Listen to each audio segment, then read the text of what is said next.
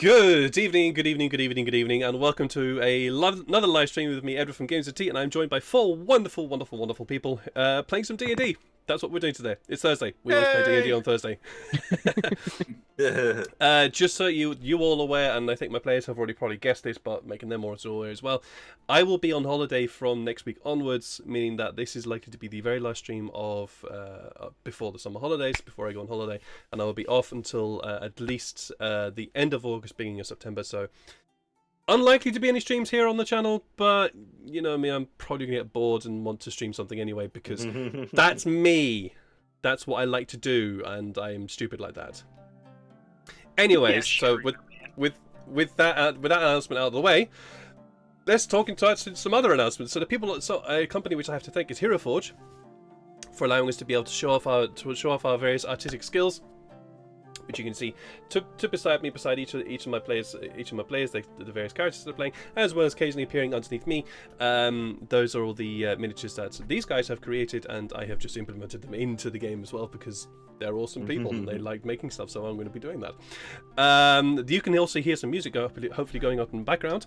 That is being provided to us by SiriusState.com, Tabletop.audio.com, Aaron Grimm, FestineStudios.com, and Alexander Nakarada from SerpentCellStudios.com. So many thanks to them for providing us with the ability to be able to, you know, have an ambience going on in the background that enhances the game in various different ways, as well as also various fun little sound effects. And this will probably get it wrong, but it's fun little sound effects like this one.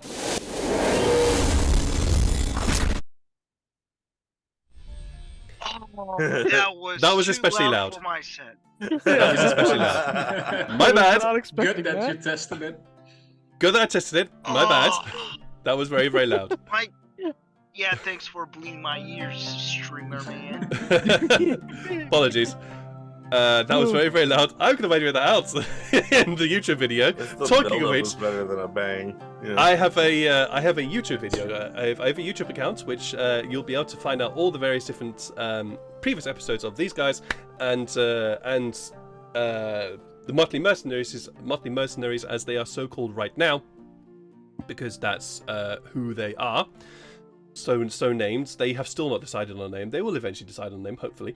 Otherwise, they're just going to be called the Motley Mercenaries from now until whenever they actually say that they're not called the Motley Mercenaries. Motley Mercenaries. Decide on a name. No, just kidding. Yeah, they haven't chosen one and they haven't given it, so that's what it is. So yes, youtube.com /at games _ _t, where you can find all these guys, all the episodes right up until this one, as well as also the Motley Mercenaries, which will be appearing in August, all their backed up videos. What else was there in terms of announcements? Oh yeah, channel points. That's the thing, channel points. If you have channel points, you are able to influence in the game in the various different ways, either by throwing a sound alert to throw me off my usual train of thought, which is not exactly hard to do, or by providing insight check, reroll, advantages, or inspiration to myself or these wonderful people to help them out in various different ways, or maybe help me out, because you know that'd be nice to help you GM out now and then. GM is also playing a game here. You know, he's playing a game. He likes to have some help as well. I think. Oh God. You're playing the entire world. You don't need help. Exactly. Yeah. I am God of this world. Just give him rerolls. I believe that is it for announcements. So we're going to go to some character introductions, starting with. I'm going to roll a d4 here because I can't think. I'm not going to bother choosing. Rolling a d4 is easier. On my screen. 1, 2. Hey, that's going to be Ruben with the character of Atlas. All right. Well, I'm playing Atlas, the human barbarian. He's a circus man who's left his circus and at least told Shanae, who's not here right now, a bit more about that. And perhaps he's gonna stick around with this group as his new circus to find maybe some families. Maybe try to prevent the revolution or just run the fuck away. Who knows? Who knows? Going anti-clockwise in this time, we're going to have Sean talking about his character, Farrell. Hello. Yeah, Farrell is just the nicest guy. He's is. a furbolg. I forgot how big he is actually. Like He's like 8 six feet. something, 7 something, yeah, or 8 feet tall, something like that. But yeah, it's a fey giant, and he was from kind of a sheltered community until he left to go help a friend, and he's kind of just learning about the outside world and sharing his own helpful insights to those who need it. Yep, that's him. That's Farrell. Farrell's wonderful. I love Farrell. If I could hug Farrell, I would. He's wonderful. Oh, he gives the Uh, best hugs, unless if he's using inflict wounds. Yeah, Or absolutely. wearing Just steel always, armor. Yeah. just always ask him if he's inflicting wounds or not. Besides Sean, we would normally be joined by the agent of chaos himself, which is Jeff from Twitch channel Alhandrin. Unfortunately, he's not able to join us because he's got to work. You know, he's got a job, and that job says he has to work. So he's got to work. He's not able to join us today, but he runs the character of Tefari. Tefari is our noble wizard, very black and white character of the current empire, where our 6 heroes currently reside, Empire Bunobral, and yeah, he wants to start a revolution. That's about it. That's Tefari. Viva la Scarlet Revolution. Viva la Scarlet Revolution, yeah, absolutely. Below Tefari, we are joined by another Twitch person in the form of Neil from Immersion Diversion. Yay! Hello. And yes, I am Neil from Immersion Diversion. I play Sykes Brillo, the hunter rogue elf. What elf specifically? And yeah, he's traveling with his friends to help save his family, help maybe with the revolution thing, and also help find a town for Illyria. Because yeah, or helping her specifically get her memories back. So. Absolutely, and she's doing well in that. She's doing well in that regard. Doing well in that regard. It wouldn't been it would have been a normal stream without a Zelma muting their own mic. I'm sorry about that. No worries. I will- No worries. But I was about to make a quip it at Sykes, but well, that's ruined. before we get on before we get on to Zelda and their character of Illyria, we do have between them, normally running the character of Janai, that would be Lydia from Instagram fame of that one, Lydia. Unfortunately, she's not able to join us because she also has a previous engagement which she was unable to get out of and join us.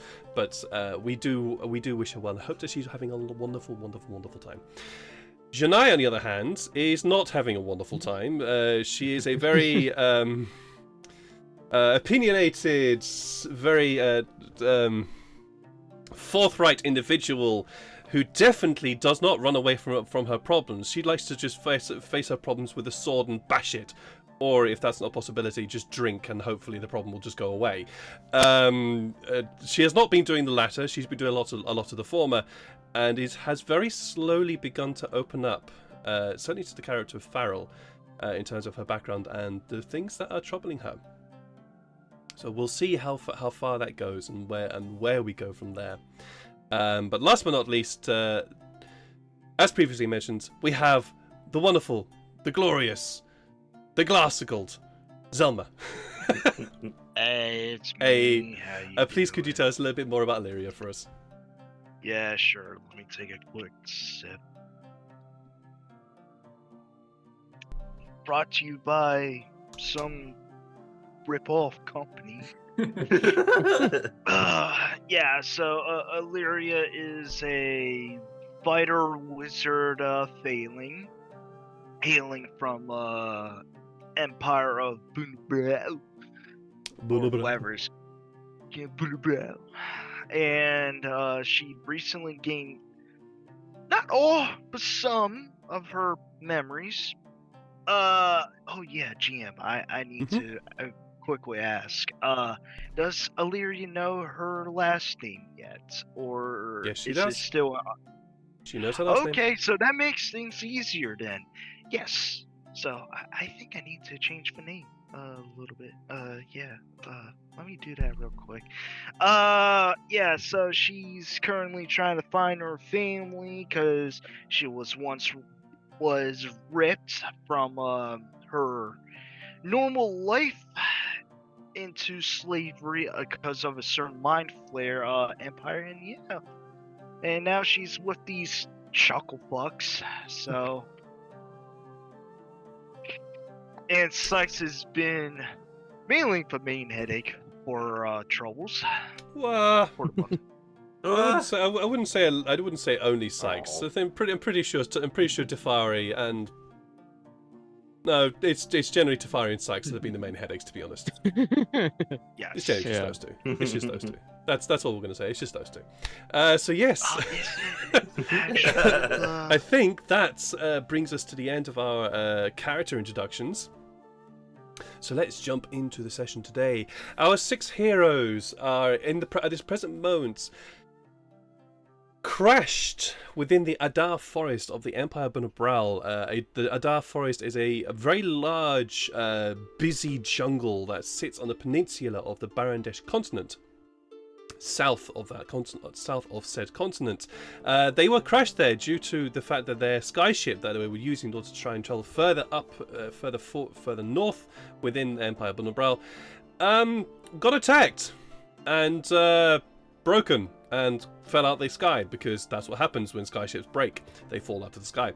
So that's what happened, and they ended up surviving, went off on a little adventure themselves, discovered a refugee camp of tieflings, which Shinai very much was happy about, but discovered that these tieflings were led by somebody who was not the how do I put this, most forthright or nicest of people. She certainly had her secrets. Our party found that she was doing some really, really shady business, killed said leader, then decided to try and find out what the temple was, where the refugee camp was based, got scared of the temple, or rather were warned to not go any further within the temple by a talking stone, which Nai owns. Round the temple. We listen. I do listen, yes. But hey, that's you guys listened, so I'm going to go with it.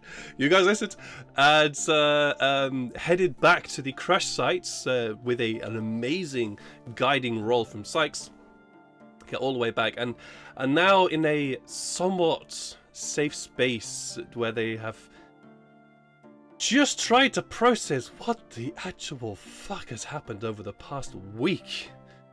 for these 6 characters, it's been a lot. It's been a lot this past week for our 6 heroes. And so basically, they have just processed, tried to get some thoughts together. Had a bit of a bonding moment between Shania and Atlas. A bit of a bonding moment between Shania, a bit more of a bonding moment between Shania and Farrell. A pissed off Sykes and Tefari had a bit of a bonding moment as well. Some apologies. There was a lot of stuff. There was a lot of really nice stuff, and now they also found out that the camp was potentially going to be under attack, or at least was going to be was going to be under attack by this very large red-eyed dog cat-like creature, which Tefari was able to tell the group was supposedly a myth. It is called the Hunter, and this hunter is summoned and is given the command to hunt down an individual, and will continue to do so until the individual is dead or the hunt has been called off. Our heroes then went to sleep with, who was it that was going to be keeping the first watch? That was Shania. That was Shania. Okay.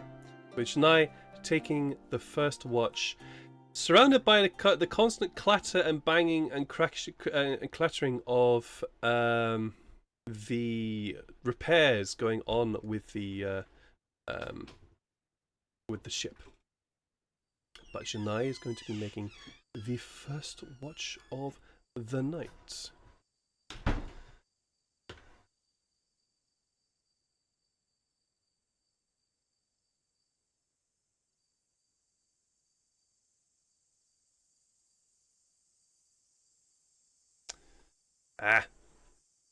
Fancy Grounds is being a little bit slow here. Here we go. A perception. Okay, good. That wasn't just me. No, Fancy Grounds is being a little bit slow. 4. So, it seems to have passed perfectly fine. Nothing seems to have caught her attention. Perhaps the crashing and banging of the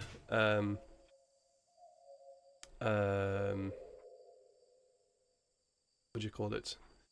The ship, the repairs to the ship might have been doing something about it, but it hasn't done anything. Who is taking the second watch? I said I'll take the watch at first light so I can actually So see. you'll be last, yeah. Mhm. Yeah, I'll do the middle one as Feral. All right, Farrell, please roll me a perception check. Do you have dark vision? I don't, but I think the wolf does. Let me check. You want? He transforms. Nice. You would like to try transform into a wolf? Yes. You don't- Because they have advantage for hearing and smell. So I don't have Alright. dark vision, but I do get advantage on my perception checks for everything else.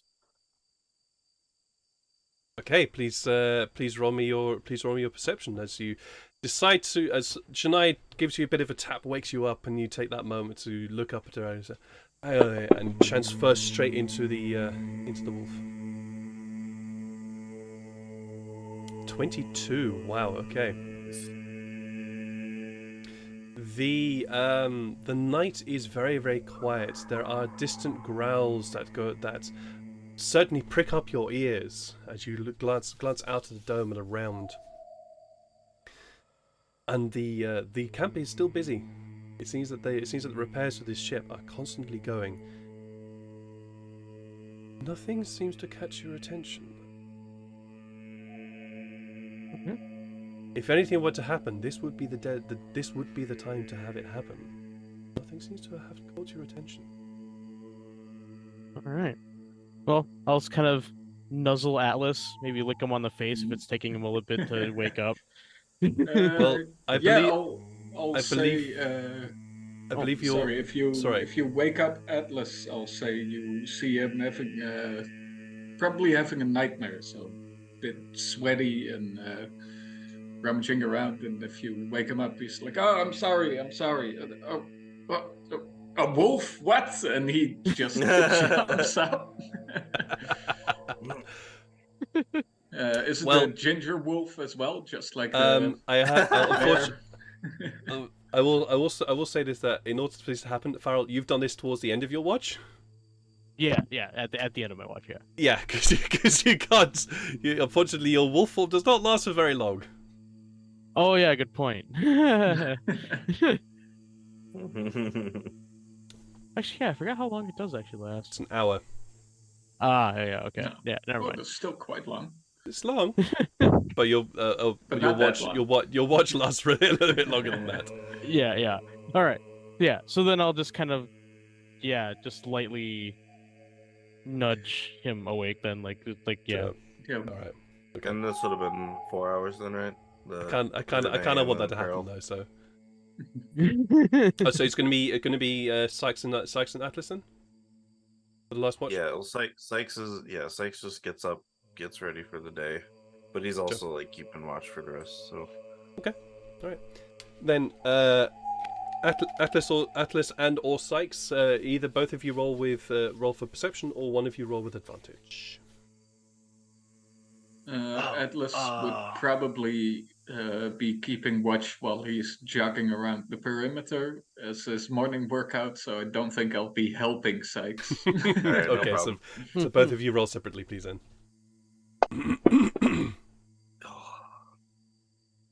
11.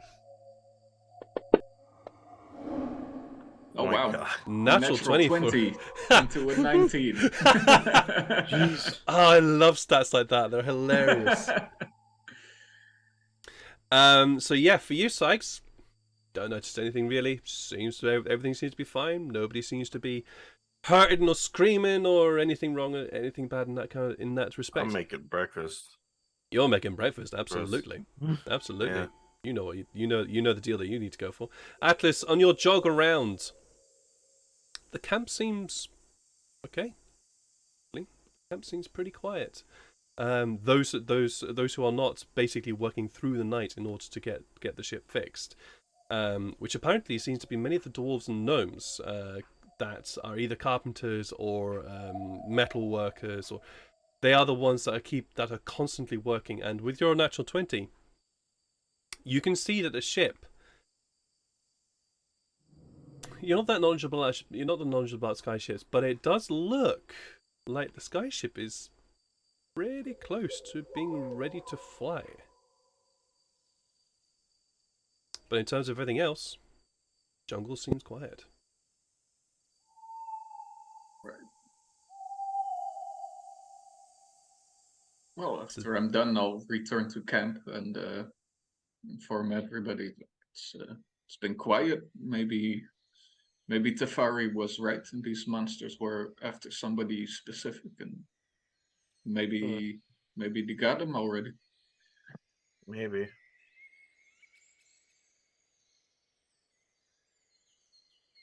Blink.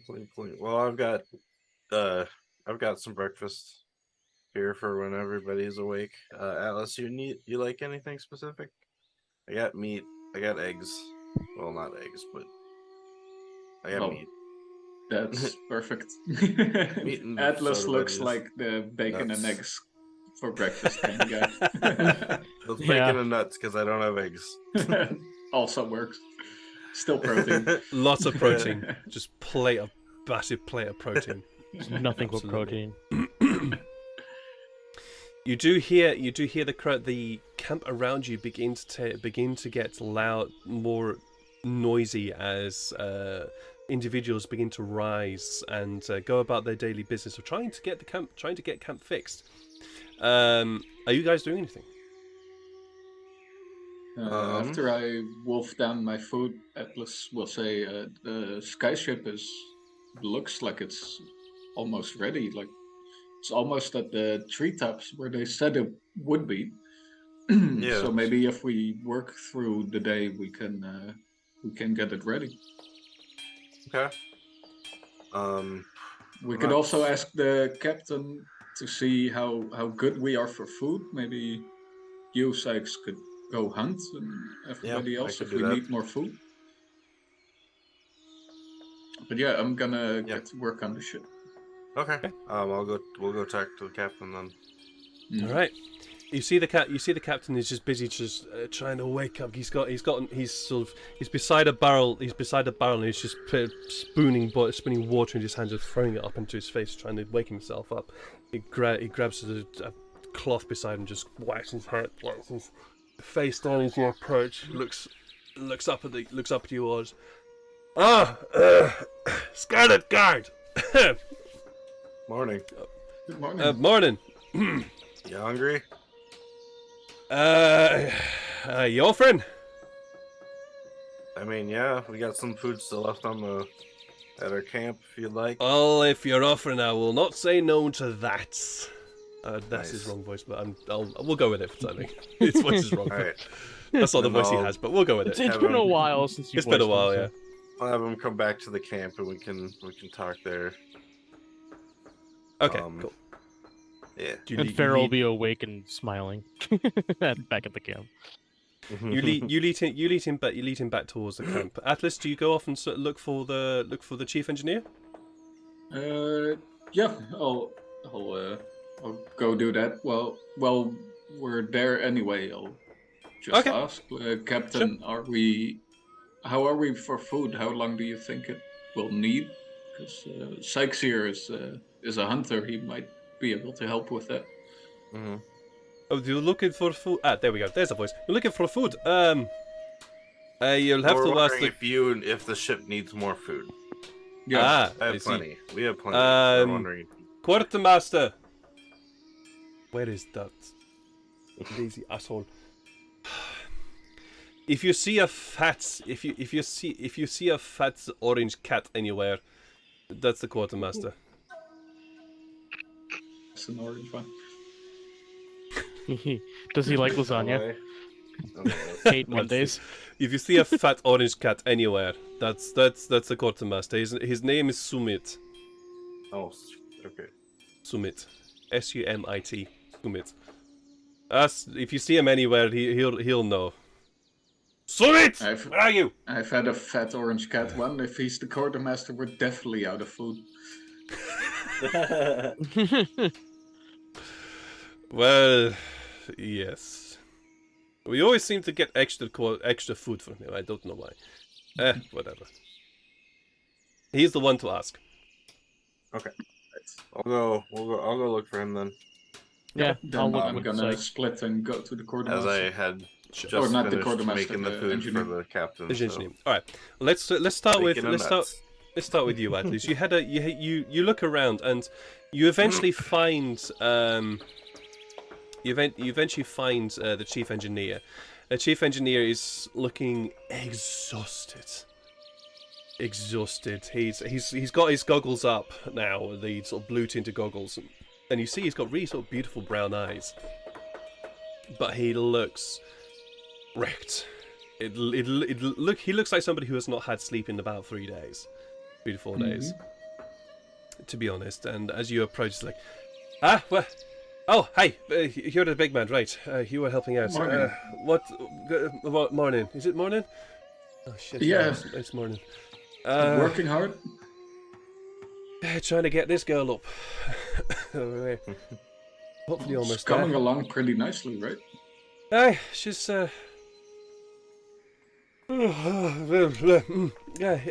she's looking all right. She's looking all right. Hey, so what can I do for you? Well, tell me if I can do anything for you. Have you got any coffee? Yes, I'll give him the mug I've been walking around with. Wonderful, perfect. You hand it over, and it's basically twice. He has to use 2 hands in order to hold it, and it's as big as his head. He just takes it from you and downs the entire mug. That'll get you through the morning. Oh, that's bitter. Do you not put milk in that? Do we still have fresh milk in this temperature? Fair point. Do you not at least put something to take the whatever? Well, that'll whelp me up, anyways. Right. Now. Let's first start drinking it. Oh yes, I remember. You're the big strong fella, aren't you? Are you any good Yeah. with your hands? Not just lifting things. I mean, can you build? Not really. Can you hammer? I can probably hammer. We can hammer.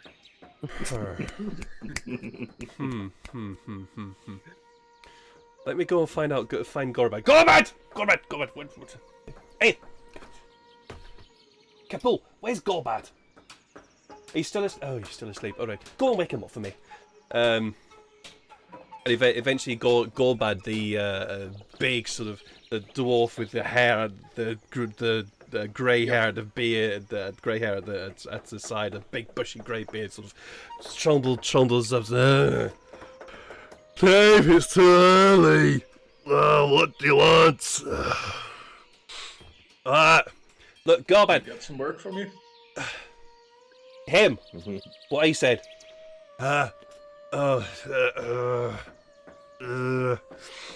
Probably.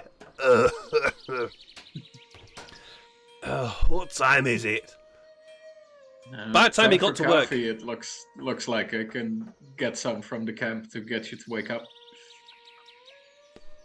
You do that, you'll be my savior. No, right? And I'll just quickly head up and down. Sure. you head round, grab another mug of coffee, hand it to Gorbad when he comes back, and Gorbad is just beginning some bleary eyes, trying to figure out what the hell he's meant to be doing. Just grabs the coffee from you, downs it like the chief engineer does. You get the sense that many of the sort of labor workers on the ship, the ones that keep the ship repaired, keep them patched up, keep it going, they tend to be the ones that just down a mug of coffee every morning that somehow wakes them up enough to be able to function for the rest of the day. Atlas put a cup of milk in there this time, and the guy's like, "Why'd you put milk in it?" Oh god, in this temperature. Oh no, that's rough. That's rough. That's rough. Why'd you? But he downs the coffee. Goes, oh, is that up north? Is that northern coffee? Yeah. Oh. That's trash rubbish, isn't it? It is. It is. Well, you You're bringing that familiar. swill down here? Well, it wakes you up, doesn't it? It does. Whoa. Right, come on, follow me. And he leads you to his bed. He's basically it's just this massive work area. It's just piles of wood shavings, cut excuse me, cut beams and sawn off planks and everything, and just starts to say. He tries to guide you through carpentry. Mm-hmm. Is Atlas willing to learn? Yeah. I have to ask you. He's willing to learn. Yeah. Okay. And I mean, he's from a farm. He's probably built like a little shed or something, like nothing complex. But All right. a little shed, or maybe some shed repairs or something. Like very, very much the basics. But Sure. he's definitely willing to learn. He recognizes you've got the basics, and basically sets you to work doing the basics. But then he starts to try and guide your hand a little bit. So just roll me an intelligence check. Okay. Oh boy. Yes, I know. I know this is not one of your strong points, but hey, Atlas is willing to learn. Yeah. All right. Pretty good. Yeah, that's pretty good. You pick up a few skills. It takes a while. It takes a while for it to sink in, but you eventually get it. You begin to sort of get the knack for how to shape and how to plane and how to gently carve the wood into shapes that you need. And so yeah, you get a few more skills. A little bit skill in that. So Nice. this is also You're something a I handyman. This is also something I want to add in for you guys and for the game, is if a character wants to try and learn a new skill such as carpentry or woodworking or something like that. If you guys put the effort into learning it, Yeah, nice. eventually you will actually learn the skill and then become proficient in that skill. Okay. If you're not already proficient in it. Yeah, I like that idea. I will add a caveat that if it's something like learning a new instrument, for example, and you are not already a very proficient musician, you'll gain proficiency in that instrument, not instruments. Yeah. Make sense? Yeah. Okay, It that just- gives me a few It ideas. just adds a little bit more flavor and sort of gives you guys your characters will have their own hobbies on the side, so they'll probably want to work on them. So if you guys want your characters to learn a new skill, you can, and there's a sort of point system that will enable you to be able to eventually learn that skill. But you also have to put the effort in to do it, and if you don't put the effort into it, you won't advance. Okay, Just a little good extra to thing. know. I like it. So yeah, you pick a few skills in that. Excuse me. Right. Sykes. Oh, sorry. Yeah, Sykes. Once breakfast is all served for the group, I think Farrell Illyria, I'm gonna go talk to the quartermaster, or at least try to find him.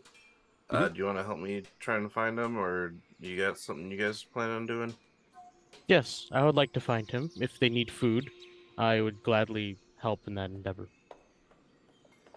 Real quick, Mr. GM Man. Yes.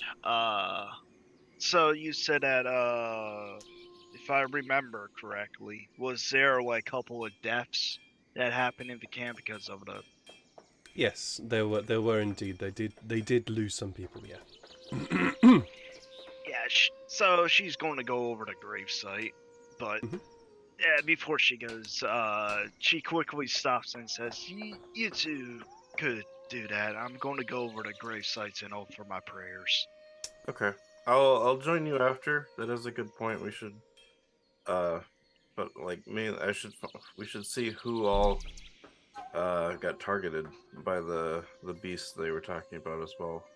Maybe if they have like writings on them, or we could ask the captain the names of the crew that got killed. But I'll join you later, Lyria, as well. Right before I go hunting if they need it. So. Yeah, sure. All right, so let's start with you, Sykes.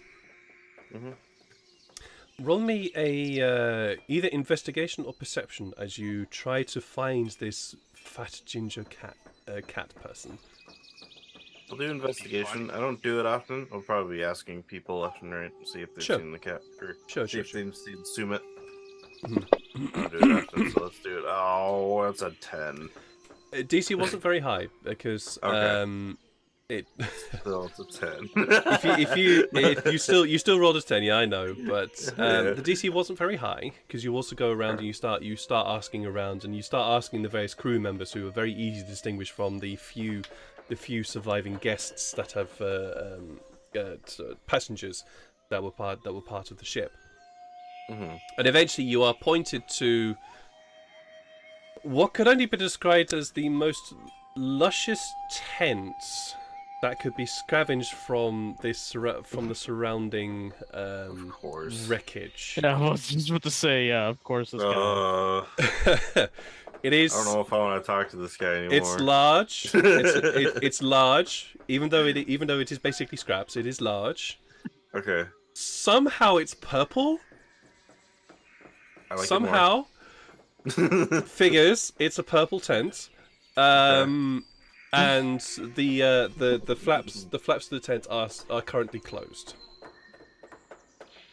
Summit! Quartermaster Summit!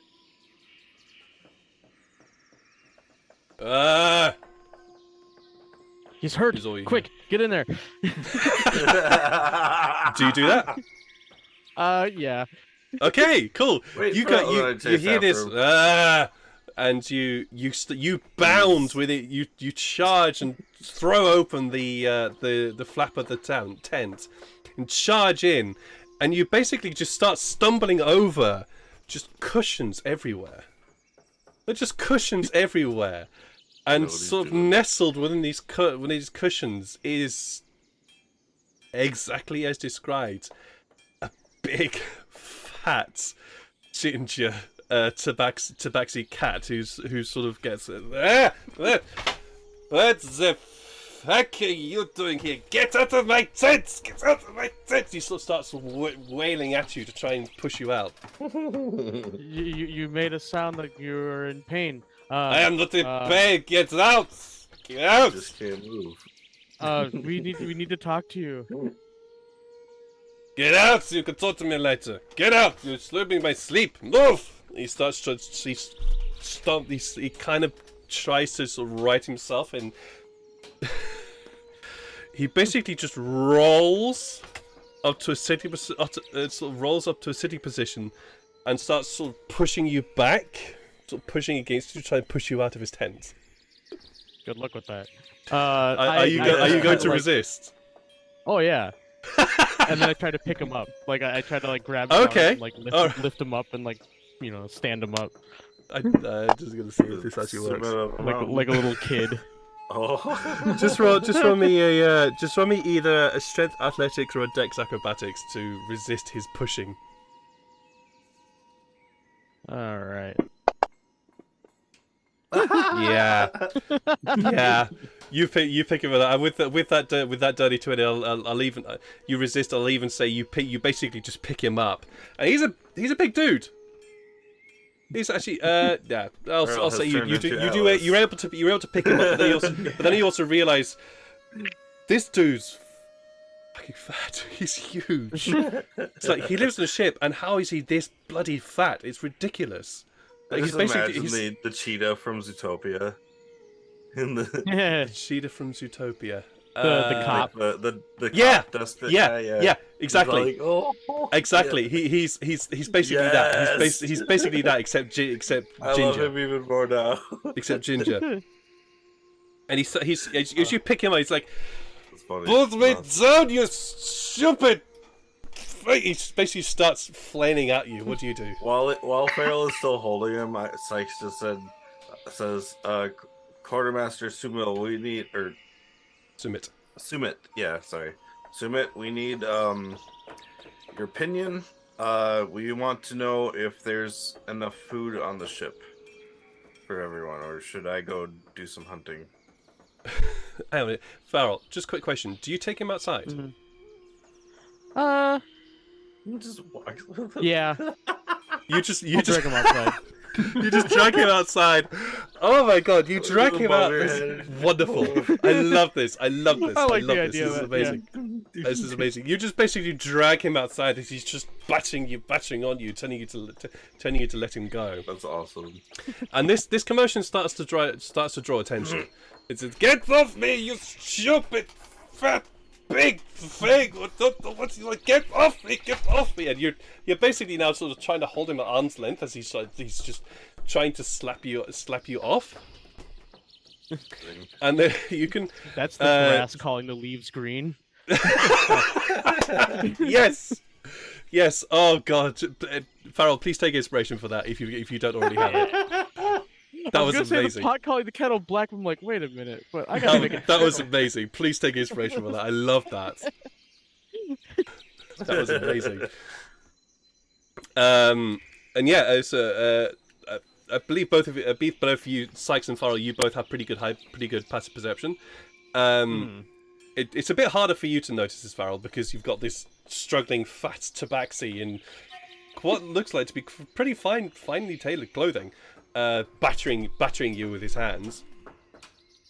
But Sykes, you begin to notice certainly the crew members are looking over and stifling chuckles at this scene. I look over and see if they happen to catch my eye, and I just go like, I just point at the quartermaster, like, really?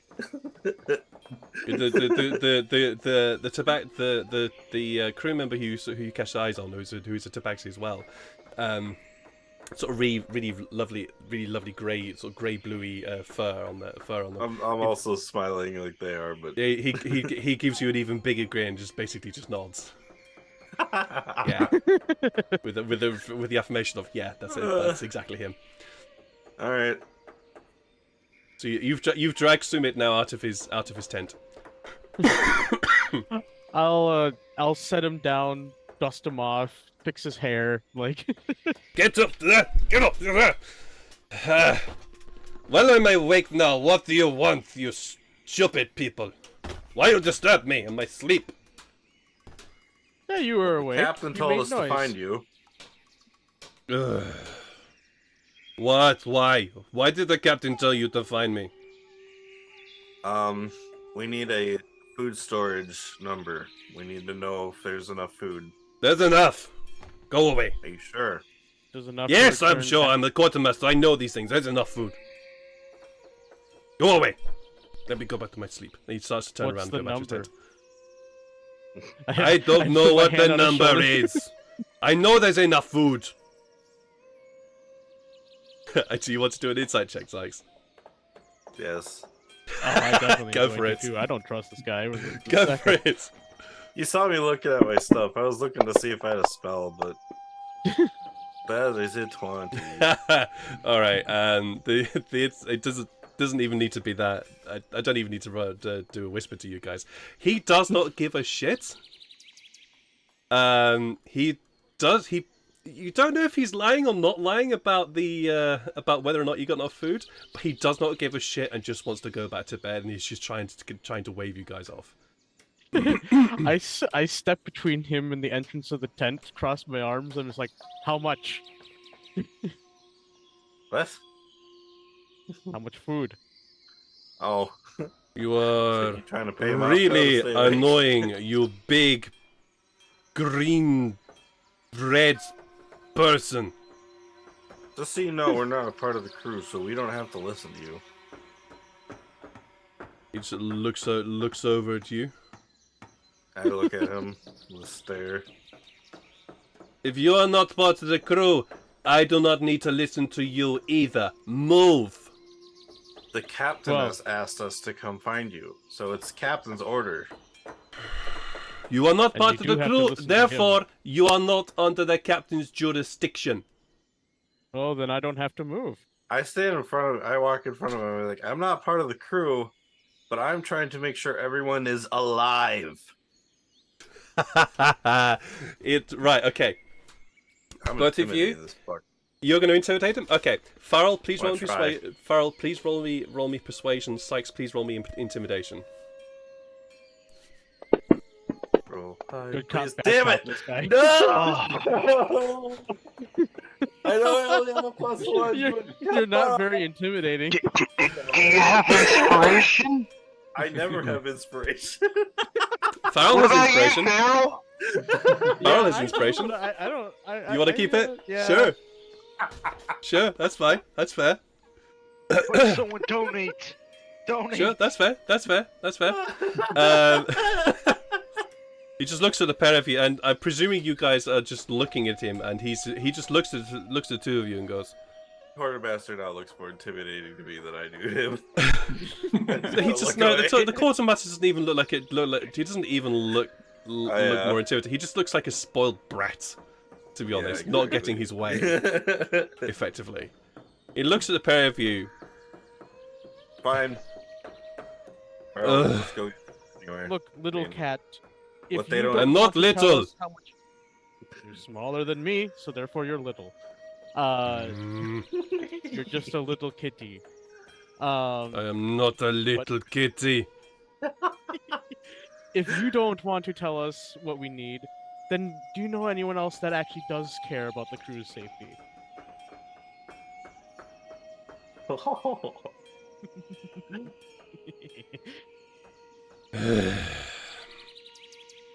I will go and look at the stores. Good. Stupid fucking. I pat him on the head. He's- I'm like, good boy. Don't not a little kitty. As he walks away, I just say to Farrell, like, I gotta stop intimidating people. Or trying to. He's I'm I'm a he, very he sort of scary person, unless if he- you kill he- some he be- people randomly, then that's good. I'm gonna He have to walks- work on my intimidation faces. he walks off, and it is very clear. It's very clear that he has been the butt now of a hilarious joke. Because there are a lot of crew that have stopped to watch this confrontation. Oh yeah, and you Farrell's are- not quiet, so everyone heard him call him a little kitty. Oh yeah, absolutely, absolutely. And you are sure, you know for a fact that this dude is never gonna live this down. Amazing, amazing. We transition across from that debacle for the poor quartermaster to Illyria, who I think. Heyo, it's There we me. go. You're back. You have headed off to what can only be described as the quiet part of the camp. It is situated towards the back of the ship, away from most of the camp, and is literally a lot quieter. There are no tents here. Excuse me. There are no tents here. Just surrounded by trees. You can still hear the ship being repaired in the background, but it's much quiet. It is much further off, and the ground here is very much disturbed. As you approach, you can see that there are 12 graves, which you previously saw when you first left the camp. But beside these 12 graves have appeared 2 more. Okay. There do not appear to be any symbols. There are a few objects that have been left on top of the graves. You see a locket on one. You see a dagger on another. You see what appears to be a very small toy. You also see a small box. It's just a few items have been left beside each of the graves. Gotcha. What to do? She'll give a little prayer. Okay. For the 2 newly fallen. Mhm. And she is going to pray specifically to Nyan, as per usual, to Justin fairly. to whatever plane they're going to go. Okay, cool. You said I'm not going to make you roll for this because this is not a specific thing for yourself. Yeah, no, not this one. And you kneel. You sort of you take your position. Your sort of half kneeling position, sort of genuflecting, and feel comforted in the prayer that you offered to Nyan, that these folks will be judged fairly, according to whatever laws or whatever. Smells like burning. Whatever laws these people are.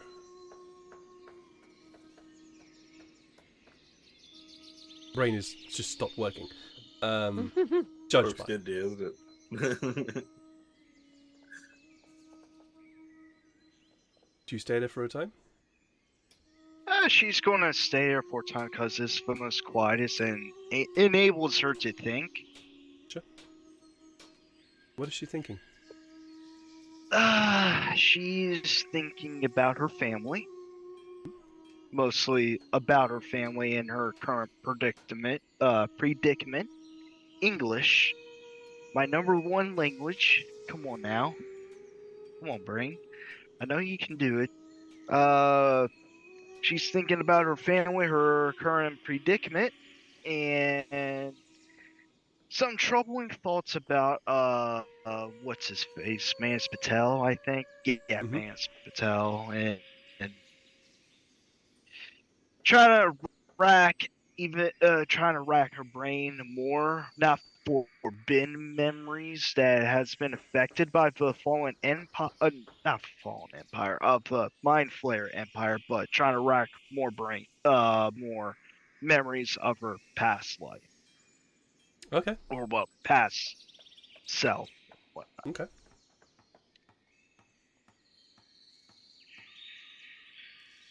You take the moment to meditate and to think and allow your thoughts to to dwell and to spin over what was essentially a massive floodgate of memories coming back to you. And there are blind spots. There are blind spots in there. Not everything has come back entirely. Certainly, a significant blind spot is the battle itself. For some reason. You remember fighting, you remember screams, you remember shouting. And pain. But a lot of it is a bit of a blur. It's almost as though... And you also get the feeling as though it wasn't you, it was somebody else that was living through it. It feels a bit weird. There's a disconnect there. There are also a couple of blind spots in terms of you don't remember. There's a few faces you don't remember, even though you would swear you would recognize them as soon as you saw them, but you don't remember a few faces. Like the regular, the name of the tavern owner, which you frequented. It doesn't come to you. Nor does their face. A few of those under your command, who you knew very, very well, and were very familiar because you were a captain of the guard, and therefore were very familiar with them. They just don't come to your head. They just don't come to your mind. It seems though that the important memories are there: your husband, your wedding, birth of your first child, birth of your second and third, your mother. The important memories are there. The house you lived in, albeit blurry, is there.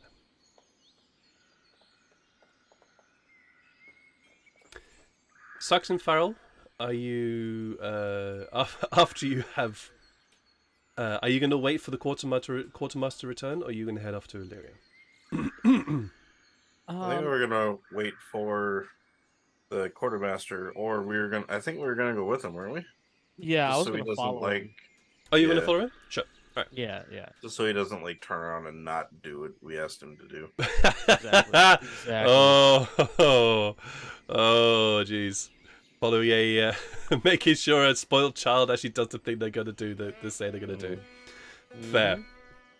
You follow him, and he heads towards the ship, and he does look over his shoulder, and there's very much that sense of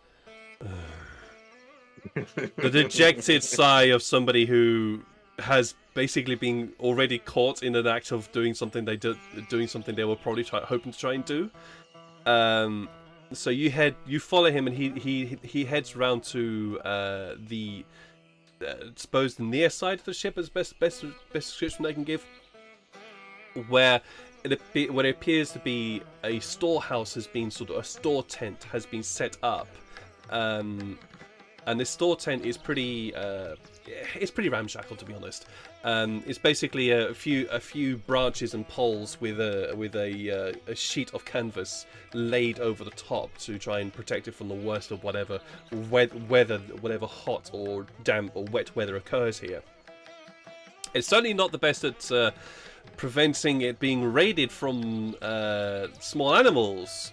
As you approach, the quartermaster begins to pick up pace, and you look past, and you can see that the store is currently under attack by about 5 monkeys, 5 capuchin monkeys.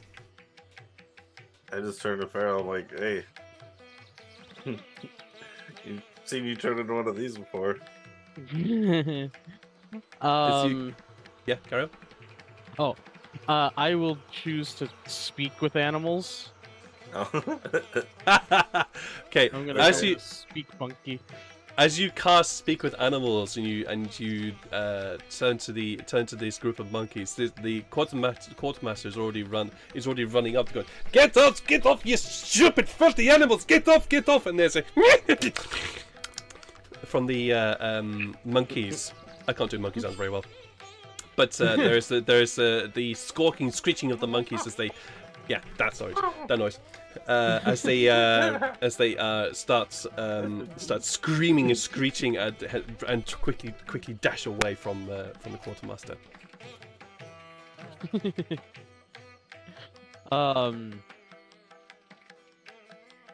Yeah, I'll just tell them that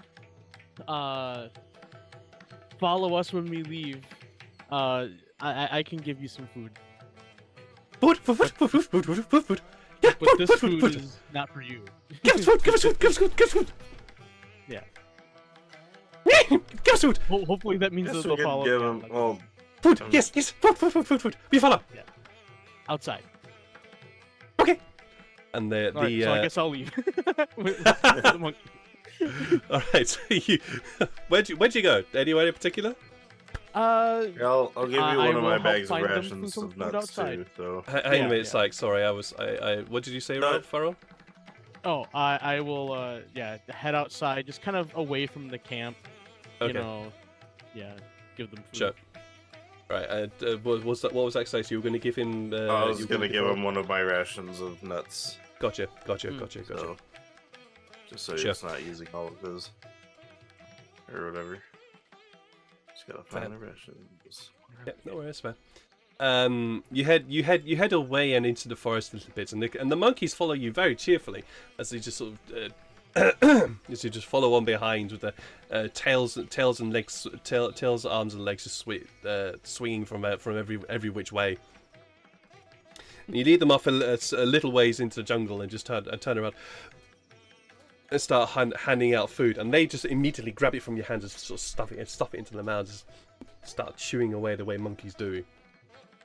Do you stay Yeah. there? Do you stay with the quartermaster, Sykes? I do, yeah. And I'll just tell the monkeys the food in there is bad food. Yeah, that's not good food for monkeys. Bad food, good food. What? No. Food. Give us food. Give us energy. Food. Good food. It's food that hurts if you eat it. What the heck? It has nuts. It's grapes. But they poisoned them so you wouldn't eat them. So they're bad for you. Poison. There was no poison. Poison. Was there poison? Poison. Must be poison. Roll a persuasion check, please, for me. Yeah, I was gonna say they already ate the food. They wouldn't know if there's poison or not. Good point. Yep. Oh, well. They are not the most intelligent of creatures. Let me just find that. Let me just find that sheet which I made very, very earlier today. Didn't you get advantage on your persuasion for animals? Oh, actually, that's a good point. I might. Do you actually? I might. Might have been something more specific, but I thought I remembered you saying something about that. I can if I also casted Animal Friendship. Then I get bonuses. Okay. Right. Okay. So you didn't do that, but Must have remembered that then. I did not. wait a minute. Here you go. Let's just 13. They're not the most intelligent of creatures, but we'll see. They're not that insightful. Yeah. Yes, poison. Yes, probably poison. Did feel a bit well. Yeah. Stomaficate last time. Yeah, probably last time. Okay, we won't eat. Okay, good. I see that there's plenty of bananas in that tree though, so. Banana's not good. Banana's not good. No, banana's not good for monkeys. Not good for us. No. And they just keep. There's plenty of food here in the jungle. What they seem to do is that of the rations that you have, they seem to be taking mainly the nuts and the small berries, and just basically just shoving them into their mouths as quickly as possible. That makes sense. But yeah, but there's plenty of bounty in this jungle that you don't have to break into those places. Yes. We know. We live here. Monkeys. All right. Eating everything. Well, thank you, and good luck. Good luck with your food finding. And then I'll head back to the. I'll head back to the ship. You walk away, and they immediately start to follow you. Oh God. Oh, no. I knew that was gonna happen. He's got a gang of monkeys. Yeah. Hmm. The MG. I don't know what to say to them now. No, we can go separate ways. I don't have any more food. No food. We need to find food. more. Yeah, food. I'm out. We all need to find our own food now. Yes, we find food. We find food together. We're part of the pack now. Sure. Yeah, let's do that. Are you sorry, how long does speak with animals last? Just for a quick question. I think last that very was long, I also believe. an hour. Yeah, or maybe it's 10 minutes. I think it's 10 minutes. Yeah, let me see here. 10 minutes, yeah. I'm loving this. Loving this too. I just accidentally made a friend with a whole pack of monkeys. You did. You made a friend with a pack of 5 monkeys. So Sykes. Yep. Going back to you and your with the quartermaster. The quartermaster is looking through the stores. These stupid freaking monkeys that's getting to everyone. He starts to pour over the various different barrels and crates that are here, some of which have been wrenched open by something or someone, and definitely appear to be the food stores have been plundered in a few places. He looks back at you as, "This will take me a while. I don't know if you want to stay here, but this will take me a while. You've asked me to look. I'm now looking. Would you like some help? Can you count boxes and know roughly how much is going to be in it? I can do that much. Fine, help." Alright. You do spend a little while. This is not a quick job. I will say this. So if you want to meet up with Illyria, it would be a case of that you would meet up. You would have to leave either now, or have to try and sort of find out a way to get in touch with her and let her know what you were doing. Well, if I help the quartermaster, it might go faster. But also, like if I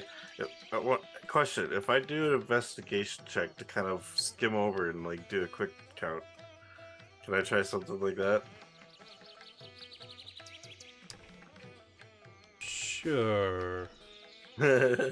Sure. Skimming the boxes. Oh, fuck. That was almost a 20. 11. You skim over the boxes, and you say, yeah, there's enough food here. The quartermaster looks across at you and he goes, you didn't look, did you? Maybe a bit better if I came back. Fine. Alright. And then I'll go find Illyria. you hear him mutter something under his breath. As you walk away. And I didn't like him either, but I was trying to help. Yeah, no, you were. This dude's also a bit of an asshole, so. Yeah. He likes his position. He likes his position. He likes to not do work, but you force him to do work. He doesn't like it. So, but you head off, and you knew that Illyria was going to be away, looking over the graves. So you head over there. Illyria, have you done anything in particular since then? Dama? Yo, what's up? Sorry. Have you done anything particular since you were at the graves? No, not really, no. Okay. Nothing cool. I So- could think of at the moment. Sure, it's fine. So Sykes, you head over to where Illyria, to the graves where Illyria is currently sort of meditating and things. And you find her just simply meditating on something. Okay. I think I'll join her for a little Sure. bit. I'll join her in the meditation and pray. Sure. Do you want to, Try are you not praying to for anything? interrupt her. Are you praying for anything particular, or are you just thinking? I think as part of the meditation, I'd kind of unconsciously kind of do the ping thing. So after 1 minute, I would have seen Sure. everything around You again. glance around to get your bearings. Yeah. Again, the forest comes alive with several large creatures, some of which are about an hour's walk away within your vicinity. There's one very, very, very large creature, Yeah. not an hour's walk away, but certainly a little bit further away, and you pretty sure you don't want to be in contact with that.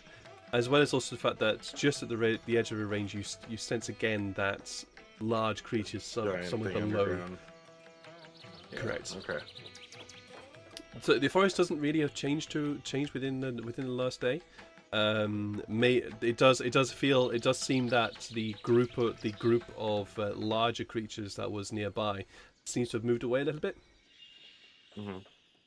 But Okay, then I just say, apart from small changes within the jungle area, as nature is wont to do, doesn't really appear that anything significant has changed.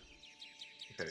So he just kind of smiles with his and he gets a little bit of goosebumps because it's the hunter instinct of liking to fight larger creatures. And he just says, "I'll never get sick of seeing that." And he kind of says that out loud. I kind of forgot to say anything coming up. So I just been sitting next to Illyria doing the meditation when I say that. So yeah, Like, suddenly the voice of Sykes appears in your periphery area. Oh, hello. hi. Sorry it was a little longer than I thought. We just wanted to make sure the quartermaster was doing his job. Well, if I remember one thing when I was a guard, is patience is a virtue, especially when you're standing near a gate for... She counts the amount of fingers on her hands, is like, for a long time. Mm-hmm. I can imagine that. I know the same thing. Sitting out on hunts or going out on hunts and waiting for a creature to show up.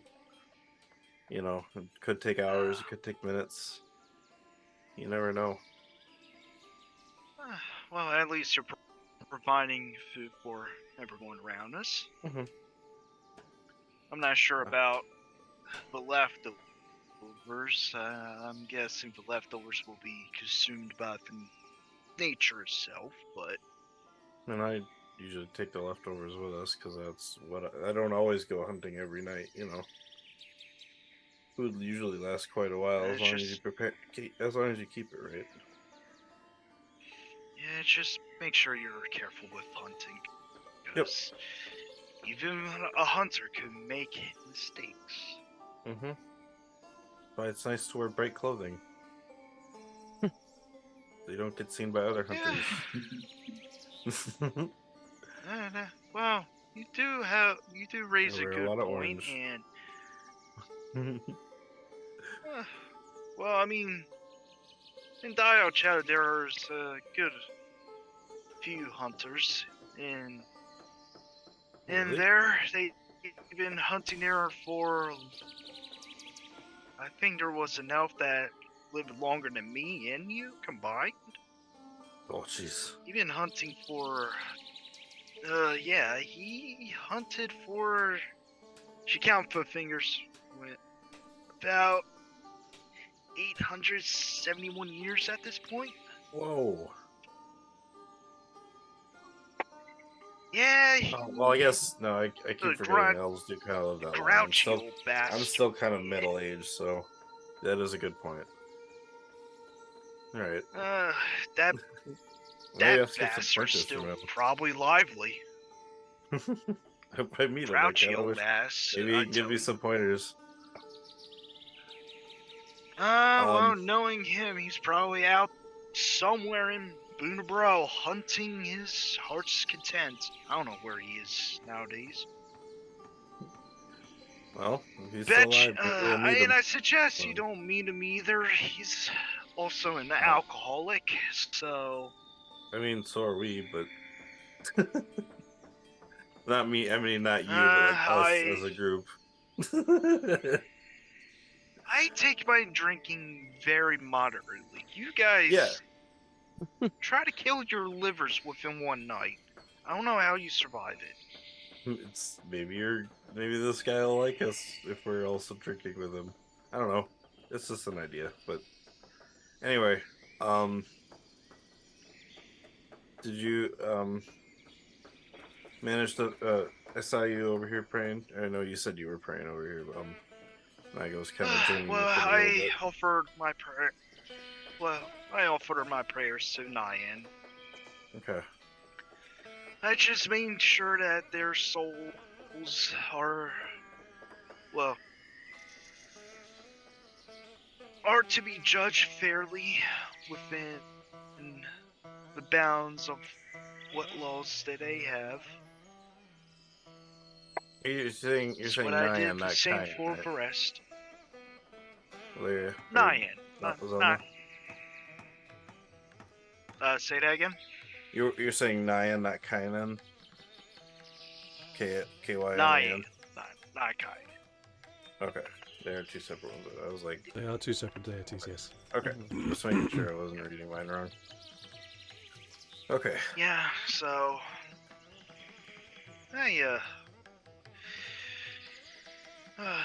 it's Yeah. good to be praying to the goddess of judgment Mm-hmm. once again. Once I remember who I was following. There's a temple in Dyal Chadda that dedicates as a courthouse, but also a temple of sorts, small court for Nyan. Okay. That's kind of cool. We hold our judgments and offer our prayers for the ones that are to be judged. Maybe they can help me with my whatever's happening to me. Maybe they can figure out what's going on. I think you need to ask Lufus about that. He's more Lufus? in depth of. Yeah, Lufus. He's my younger brother. Okay. My older brother is Belnor. Lufus is your The younger. Three Belnor's Musketeers. older. Okay. Yep, and I'm the middle child. I am the militaristic child. I was a bit of a, what do you call them nowadays? Tomboys or whatever? I was not your average, well, you know, I don't play with dolls. As much as my, younger brother's discreplement, I may or may not give him a few bruises in his time. Because of, with wooden swords. I hear that. My youngest was kind of a brawler himself, so he, being as rambunctious as he is, he got pretty strong. So I've gotten Tell some me bruises about here and that. there from him. I do have 3 children, though. Yeah. Yeah. I gotta look at their names real quick on my notes. God damn. Making me pull out my notes. Who do you think you are? Drunk. Infomaster. No, just kidding. I am Sykes Brillo. Ah, Backstory. Backstory. Backstory. oh, there we are. I do have 3 children, 2 daughters and a son. Elath, I briefly mentioned. Eli, I think I remember you Well, saying that one. He's the strongest one out of my other 2 children. I think he's on par with Atlas. Maybe less so. And he's the tallest one in the family, surprisingly. Wow. He had a major growth spurt when he hit his 14th winter? Oh, he's 14. Okay. No, Nice. he's not Oh. 14. He's not 14. If he was 14, he would not be around. I was kidnapped 50 years ago. 50 to 60. You said 14th winter, so okay, so he'd be 64 then. No. Sykes. You know, Sykes, that for that age of a child is for an elf. That's still pretty young, to be honest. Yeah. He's 100 to 200 years old at this point. Ooh. Okay. Nice. For an elf, that would be what sort I of. meant is, Yeah. Like 20. yeah, it's his 14th birthday that he had his major growth spurt. Let's just say he's taller than me, my husband, and pretty much everyone in the family. I haven't seen a tall elf in And a long honestly, It's the postman's Oh, time. yeah. Postman's kid. I was just about to say, how about the milkman? oh my god. Oh my god. Yeah, and you slept then, around. anyway, the oldest daughter, I gotta check the notes on the DM squad. I did not mention that. I'm sorry. Hold up. I think the oldest daughter. Hold on. Give me a hot minute. You have If my phone doesn't fucking. Nefine is your youngest child. At least that's the notes. That's the notes that you gave me. Oh, for young. Oh yeah, Elaf is the middle child. I'm sorry. You know, that's the middle one. And the oldest is Sithil. Yes. So throw it. Yeah. No. Let me correct myself, Sykes. Elaf is the middle child. Naife is the youngest, and she's the crafter of the family. I should say. Okay. She likes to build stuff. Or, not build cool. stuff, make stuff, I should say. Yeah. And Sifal is the oldest. She picked up the brains of the family. However, her constitution is let's just He's not as tough. say it is not. Yeah, it's not average. Yeah, I getcha. God, there were countless nights of me staying up and keep an eye on her whenever she gets sick. When she was a wee little thing. Those were days. And your husband? God, I feel old just talking about it. So what happens when you live 300 some years, huh? Yeah, I hear that. Once I started my family, I kind of receded back to before. Like, I got a little rusty on the hunter status. So, but I mean, it was worth it. I have a wife named Madrid. Two sons.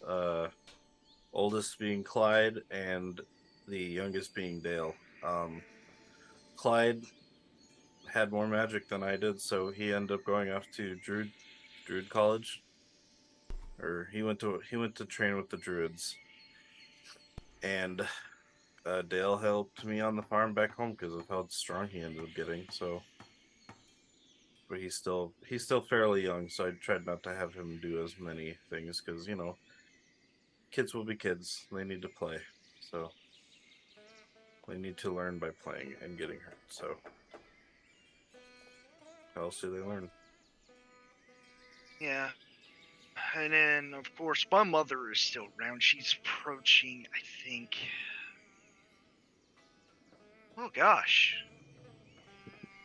She's approaching her 711th birthday, I think. It's her birthday is a month away, I think.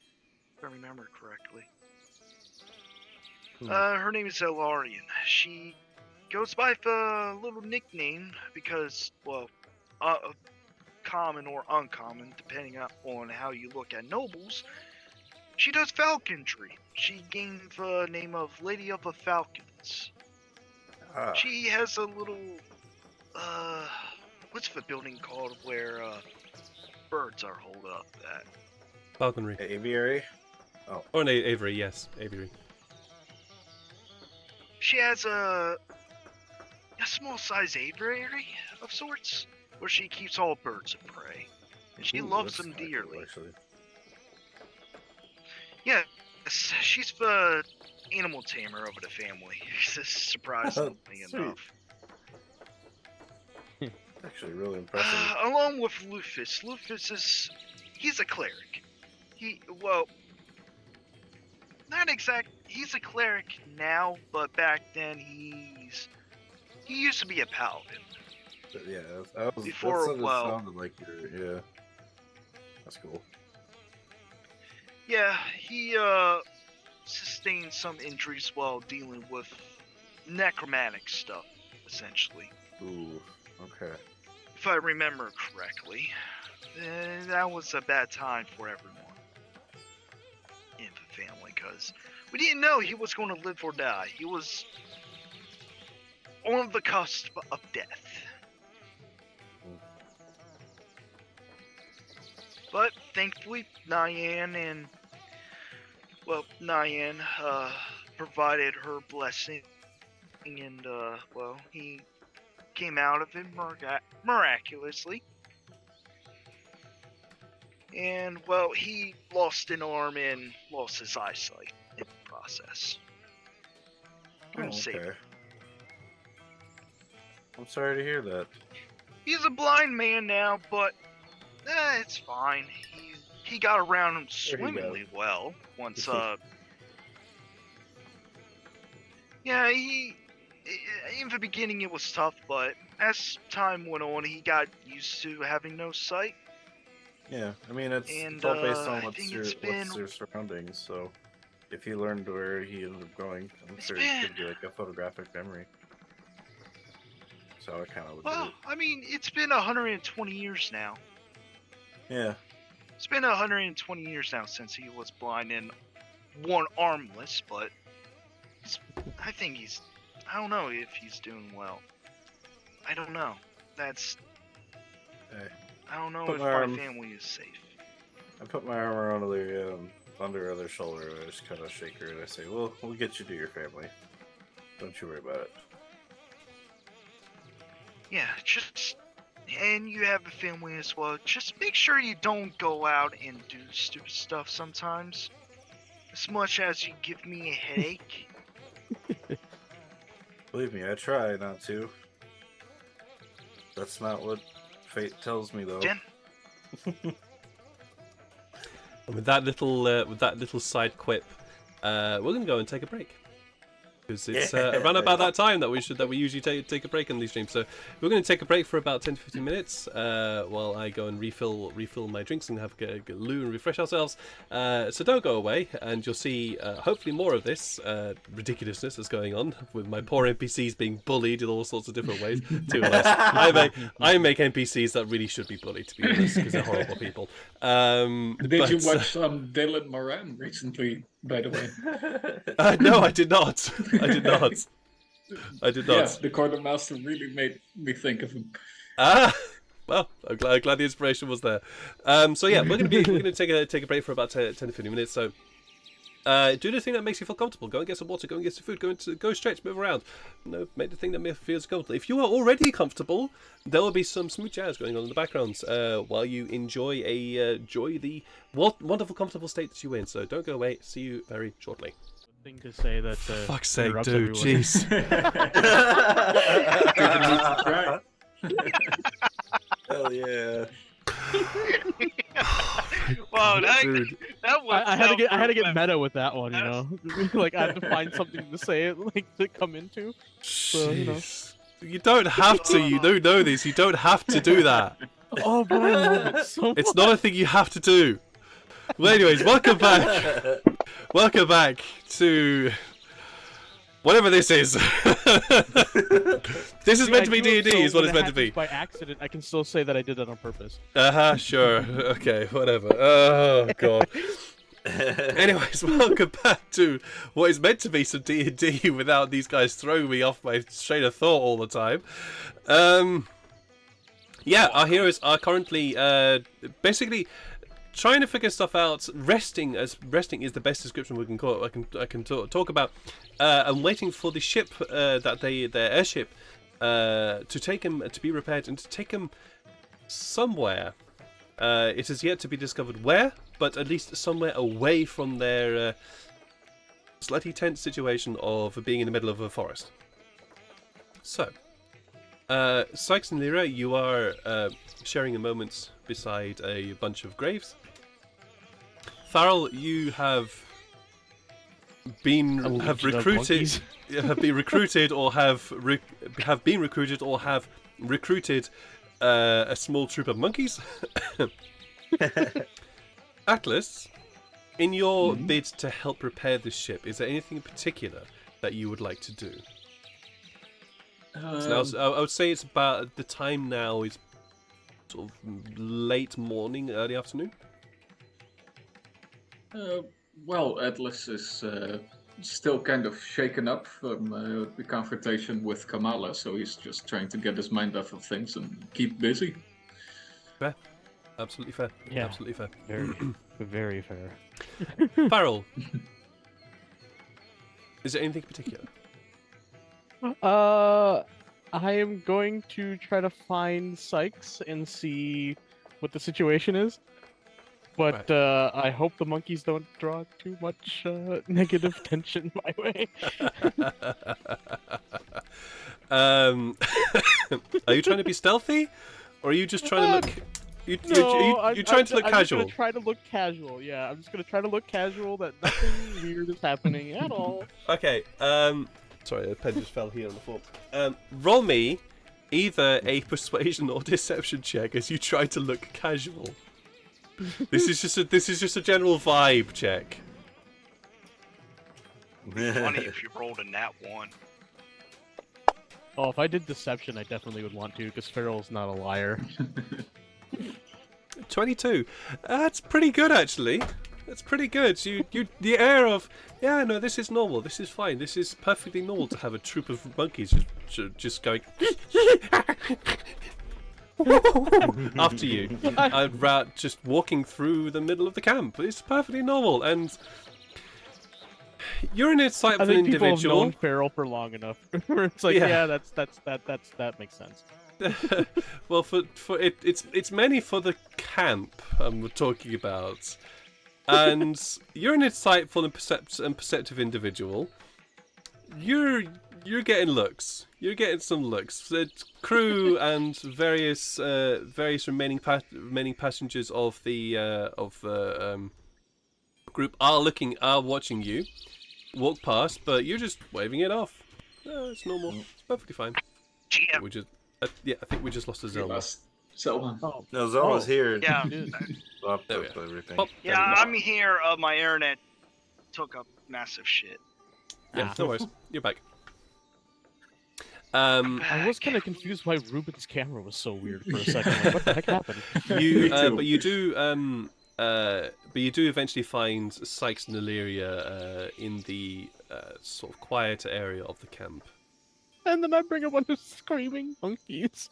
And you bring along a bunch of screaming monkeys. So yeah, Sykes and Illyria, your moment is your sort of quiet moment together where you sort of bond a little bit is disturbed by this caterwaul of screeching, squawking, and laughing monkeys.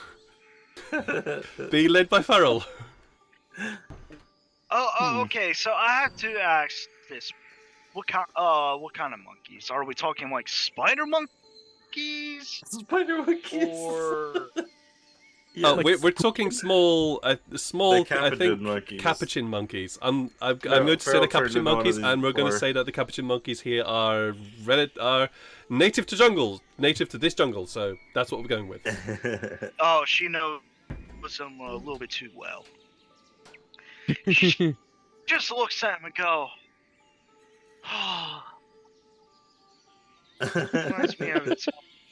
Had a trip of him, annoying for crap out of the entire populace. Oh boy. What do Looks you like- do this time to piss him off, Daryl? They don't really look pissed off. They look more like they're just following him. I gave them food, and now they like me a lot. Oh, you shouldn't, man. You shouldn't. You're the one that gave me the food, Sykes. Oh yeah, that's right, I did. Oh, Ha! Lyria gets up. She just gets up, places her hands right on Farrell's shoulders, and says, "You should not feed monkeys. They have a little hierarchy, you should say. If you feed a monkey, you're part of that hierarchy now. Now they expect Since you're the food tallest from one. you, good sir. I'm They're king your of leader. the monkeys. Oh god. No, you're The more Monkey like... King. Oh my god. I mean, he does have the hair all around him, just like the monkey does. It's not- What I mean by the hierarchy is you're not the king. You're more like at the bottom of a I'll have to be promoted. hierarchy. Be treated Monkeys like the and baboons do with their. more intelligent creatures that could, speak, don't mix well. Farrell, until the monkeys And allow you to if- grab your food first, you will never be the king of the monkeys. Well, we actually are going to. The monkeys and I are going to help you find food. What? I mean, sure. I can see how monkeys do with the food finding. Man, if my older brother is here before he gone insane, he would have just slapped his face. Makes all the food. I mean, I don't think monkeys are. I'm gonna let you carnivores, deal so with it's- that problem. Maybe somewhere, but Yes. fact, He'll eat all the food capuchins. that we- I think capuchins eat snakes and stuff like that. So Okay. So we'll hunt deer. I think. Deer and boar. But they won't eat those. Okay. All right. So if I have this right, Sykes, you're gonna go out hunting with Farrell with a bunch of With a capuchin pack of monkeys. monkeys, yep. Right. Okay. He brought them. He's got to deal with the consequences. Yeah. And I'm the one who's got to deal with this nonsense, and I brought them into this thing. So Yep. my own fault. Thanks. We're each gonna have a little pet monkey. How many monkeys are there? 5. Yay, there's enough for everyone. Oh, No. Atlas has a donkey. We all have a monkey. We each have our own monkey. I'm gonna name Man, mine what- Leonard. man, what about Radtasker, bro? Come on. Oh man. yeah, Oh, I also have a yeah. squirrel. Yeah, you've got a Farrell's got two squirrel. monkeys. Farrell's got a monkey and a squirrel. So, And then... I'm kicking my desk. Sykes. Yes. Uh, We're gonna have to train these monkeys. oh my god. Oh god, how am I gonna do this? Yes, we broke him. Nice. Beat him at his own game. Fucking See, Jeff, monkeys. I could do it. Me and Yeah, Farrell you could do it too. Quick, jeez. real quick, Mr. Gio. Yes, I'm gonna please let save you me from think- my. I'm gonna do Sykes. Okay, well, before you go hunting, Mhm. those monkeys you see up there are gonna make loud noises. Yeah, I know. I'm not I'm excited gonna let for you this break either. things, But They are making a riotous You noise. don't over there. bring they're Farrell. following Farrell. Yeah, alright. Farrell, Then don't bring Farrell. You know what? I'm gonna go with you. Farrell, you Yeah. just stay here, okay? well, And, play with here's your- the thing. Here's the thing, Farrell. If we go hunting and we bring these monkeys, we have to lose the monkeys out there. Okay. Can you do that? We'll find a way. How? Otherwise, they're gonna follow us everywhere. They're super loud. You know what that means, right? Yes. Yes. Okay. I'm just gonna go and find Atlas or Sorry, before I lose my mind between you two. Actually, I'm gonna find Atlas. Okay. Yeah. That's easy to. I'll deal with that one first. Before I deal with the whole monkey situation. Oh god, I only have myself to blame for these things. You know, I only have myself to blame for these things. You So, give us these Illyria. options and we take them. Oh yeah, I give you the options and you take and run with them. So Illyria. First pet. Yo, what's up? It's very easy to find Atlas. Atlas was already very involved in trying to help repair the ship, and so you just simply have to follow the sounds of repairs and the sounds of hammering and smithing and all those wonderful things that constitute building, repairing. Get louder in your ears, and you eventually find Atlas at this present moment. What would Atlas be doing right now, Ruben?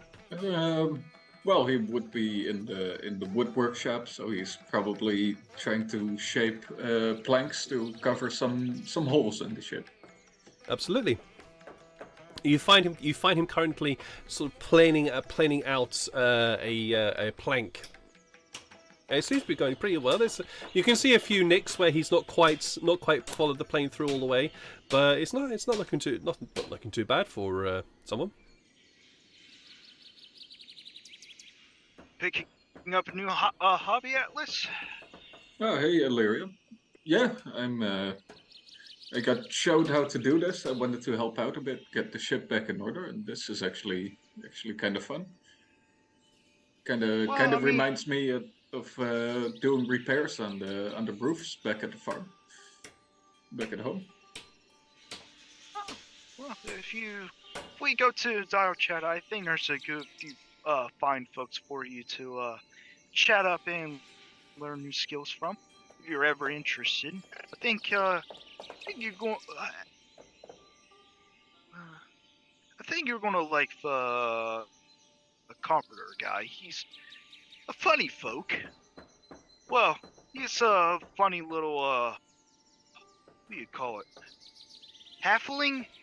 Yeah, halfling. Yeah, halfling. One of them cheery looks. Cracks witty jokes and sometimes couple of dad jokes, if you know what I'm saying. Oh, the just a loud groan, and you don't know if that was the wood or Atlas. There's an equal groan from across the workshop as you look across Illyria and you see this sort of very bushy beard, bushy grey beards, bushy grey hair, the sort of framing the back of his head is busy also currently sawing a plank of wood out. He was a friend of So yours? I'm trying to yeah. Well, everyone knows me in Dyal Chadda. I'm captain of one of 5 guard regiments Mm-hmm. in the little small city. So everyone knows me, and I'm very well liked. I do try help as best as I can with folks regardless of status. I know, strange, a noble woman helping out someone of a humbled background. Yeah, I've heard Very fairy tales foreign, I about know. those, but I think you're the first I've met. Tefari seemed to Well, confirm my teachings of stereotypes more. Nyan, you have. Well, I mean, you have a fair point. I can't really go against that, but the way how Nyan teaches me is you don't judge the book by the cover. Everyone has their backgrounds and situations that you can't help but feel pity and want to help out Mhm. someone who's in dire straits, albeit not the criminals, but someone who's going through rough times. In Dyal Chadda, everyone is like family to each other. Family, friends, and try to get along as best as possible. All types of races go there. That's what Bunbrow is supposed to represent. Equality, surprisingly. How big is Dyal Chadda? Most, Because that's kind of rare for it- a big city. if I remember,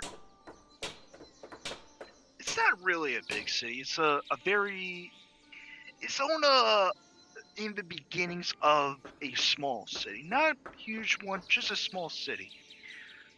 Believe it or Mhm. not, it's supposed to be a major training hub of sorts with some resources strewn about. I think there was a mining area, I think. I don't remember. A little mining area. I don't know what he mined up. I honestly don't go over there. That's one of the guard regiment's jobs.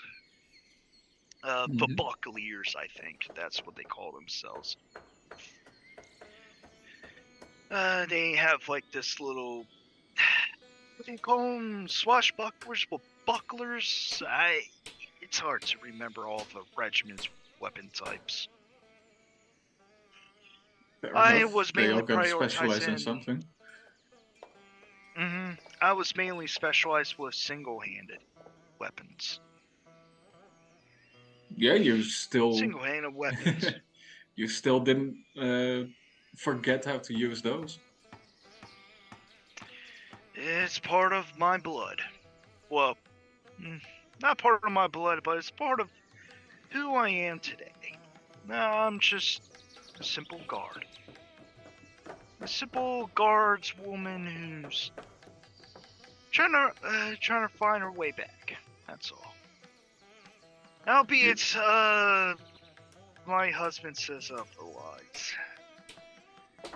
He prefers me to keep a cushy job in the guard, and deal with money and whatnot. But that's not the life for me. I'm more of an active and more going. That's one of the main reasons my husband. I mean, you can't really blame him, right? He must be worried every day. Albeit I'm not there. He must be worried every day if you're taking the He's dangerous jobs.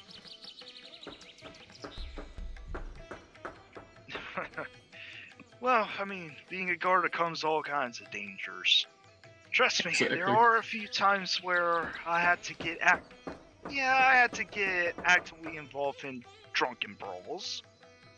Albeit I broke a rib or two trying to stop them brawls. Never fun. Never break a rib.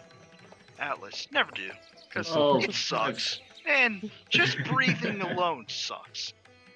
I've not breaking any myself, but I've been in some power brawls here and there as well. Sometimes I get like hired to be the bouncer. Sometimes, well, some rough establishments pay for fistfights. I feel bad for some bloke trying to go after you. Oh, All yeah. you have to do is just pick them up and snap their spine with your knee. No, that's Batman reference. never really taken it that far. And you see Atlas wanting to say I've never killed anyone, but then kind of starts that sentence and then drops it. You've never killed. Well. Well. I did. Well, I'm not sure if this advice goes towards you. You could. You better not. As you keep killing folk, you get desensitized. It's either you or them. There is right and wrong. But ultimately, it's your life in your own hands. If you don't fight back, that life in your hands would ultimately be snuffed out. And that person that has their life in their hands that ultimately put you down has their life and will fight another day. I had to kill a few folk, unfortunately, during my time as a guard, especially one with a hostage situation. That was not fun for everyone. I can imagine, yeah. Well, that hostage situation, well, unfortunately that poor guy, if I remember correctly, he was not right in the head. He's one of the insane folk. Mm-hmm. He's never right in the head. He claims that he sees visions of some guide. It was nonsensical, essentially. It's hard. That poor man, I just over my 10 years watching over him, I just saw him go downhill. And he never had any family from what I remembered.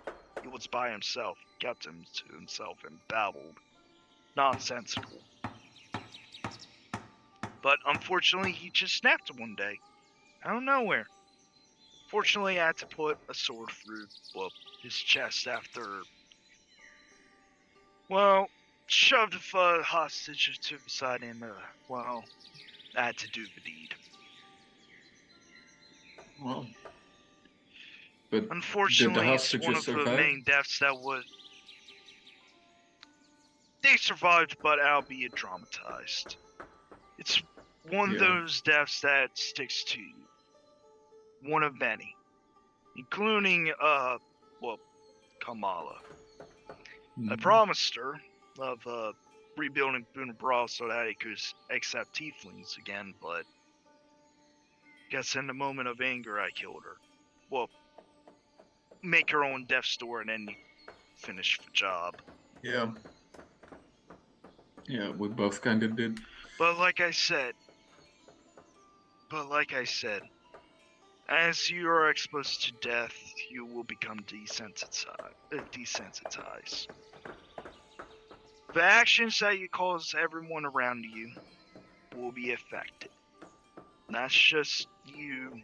Think of the people that will be affected. Unless it's a bandit, then, fuck bandits, They're horrible folk. Pillage Indeed. villages and whatnot, but Yeah, I've never seen such raiders, but well, I've traveled a lot here and there. Some brigand has tried to mug me, but usually I've just been able to kick their ass and then turn them in. Either that or Hercules came in with a good hoof. I bet I forgot about Hercules that. Ooh. could make one nice kick to Oh yes. someone's shin. Ouch. Oh yeah, remember this one Kind of guy? reminds me He of tried to Camlet mug that me. we He had was one time. He tried to mug you. yeah, but I remember this one guy. He was even bigger than I, and my punches did nothing, and then at the last moment, Hercules just kicked him right in the kidney, and out he went. Oof. Yeah. Ooh. Well, you made a great bond with your donkey, Hercules. From what I have learned from Belnor, my older brother before he went insane, donkeys have fierce loyalty to their owners. So, the fact that you managed to tame one and enforce a very strong bond with one, it's rather good. Keep that in mind. Hercules sees you as someone of their own. Yeah, he likes to grumble a lot and complain a lot because well, usually it's just the two of us on the road. And now and then he gets absolutely sick of me, but I don't think he could do without me either. Or I with him. You hear outside the "Hee-haw!" from Hercules. Looks like he's hearing our conversation as we speak. And he knows exactly what you're saying. I didn't even cost me, kind of. But, While this yeah, conversation is happening, yeah. we're going to dive into a forest. No. Oh, great, I've been avoiding this. I've been avoiding this for a while, so I have to deal with it. Found out to run off for a sec. No, that's fair. Yeah. But it is something I'm Let me going to have make to deal with. So, Yep. Sykes, you are the one Let that me is going make to a be. quick whipped. Let me make a quick whipped. You Go gotta on. deal with your consequences, my guy. Yes, I am very much aware of this. I am very much Yeah. aware of this. I am very He's much aware of about this. I know. I have to very much aware of this. I could just take them away because I am god of this world, but I'm not going to do that. And that would be That's just not as fun. fine, but the fire wouldn't. That's not fun. That's not fun. So Sykes, Alright. Yes. you are heading out into the forest to hunt food, correct? Mm-hmm. How are you going to do this with Farrell in tow with a bunch of capuchin monkeys? I'm just looking at all the monkeys, trying to figure out how. I don't think I've seen these types of monkeys before, other than when Feral changed into it. But at that point, it was Feral still. So I'm trying to judge how I can use these monkeys to help hunt, and how they would be they're small, so they can get into pretty good places, and they're easy to they lift themselves because they're monkeys, Mm-hmm. 2, they're loud, so we can use them as distractions. But they're probably still going to be following Feral everywhere he goes. So 3. Just roll a quick. Monkeys have Just roll a quick. What would this be? I suppose this would be animal handling. Just roll a quick animal handling check. Oh, 4 Aw. have monkey for dinner. 14. 14. It's actually that's pretty good. Basically, this was for you to just observe the monkeys for a little bit as you are looking at them. Yes, they are following Farrell, but they are still very much their own thing, their own entities. They are, they're following Farrell because, well, they're following Farrell, but the troop does seem to be sort of doing its own thing. Yeah. Yeah, It's they're not Does re- not, they're any not- one of them? Yeah, Does they're any not. They're one of not. the monkeys seem particularly like? Like, are they all kind of doing the same thing, or is one start kind of staying back, like a little bit more like at ease in a sense? There's one that's staying beside Farrell.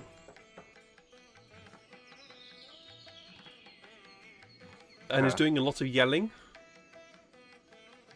Not at Farrell, but seems to be sort of yelling away and sort of looking around and just keeping an eye on what's going on around them. And the others are sort of scattered and seem to be foraging, etc. But this other one that sort of yells out a little bit towards one of the other monks. There's a yell back.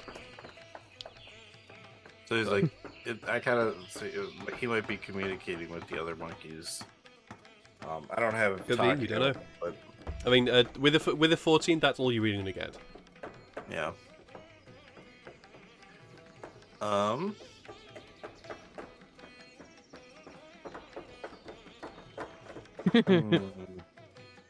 yeah, I want to see how you handle the monkeys first. I just kicked my desk again.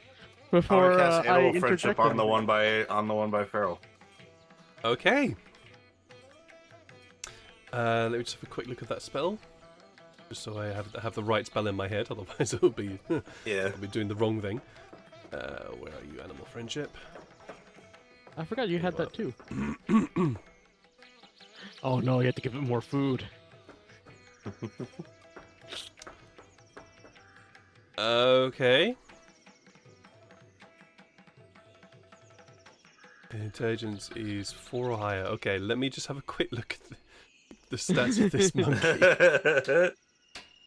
The spell fails. They're smarter than a 4, Mm-hmm. or the 3. I mean, 4. because 4 would be what they need. Yeah, so they are higher than 3. Yeah. I'll use up the spell slot. I'm just like, oh damn. As you cast a spell at the monkey, your orange, the color the color of your spell, this beautiful orange, flows out towards the monkey and sort of kind of tries to sort of enter its mind before the monkey goes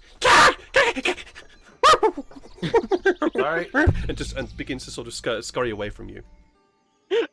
Your first 2 screeches were so loud that it didn't pick up on the mic, so you just, you just started screaming with no sound coming out.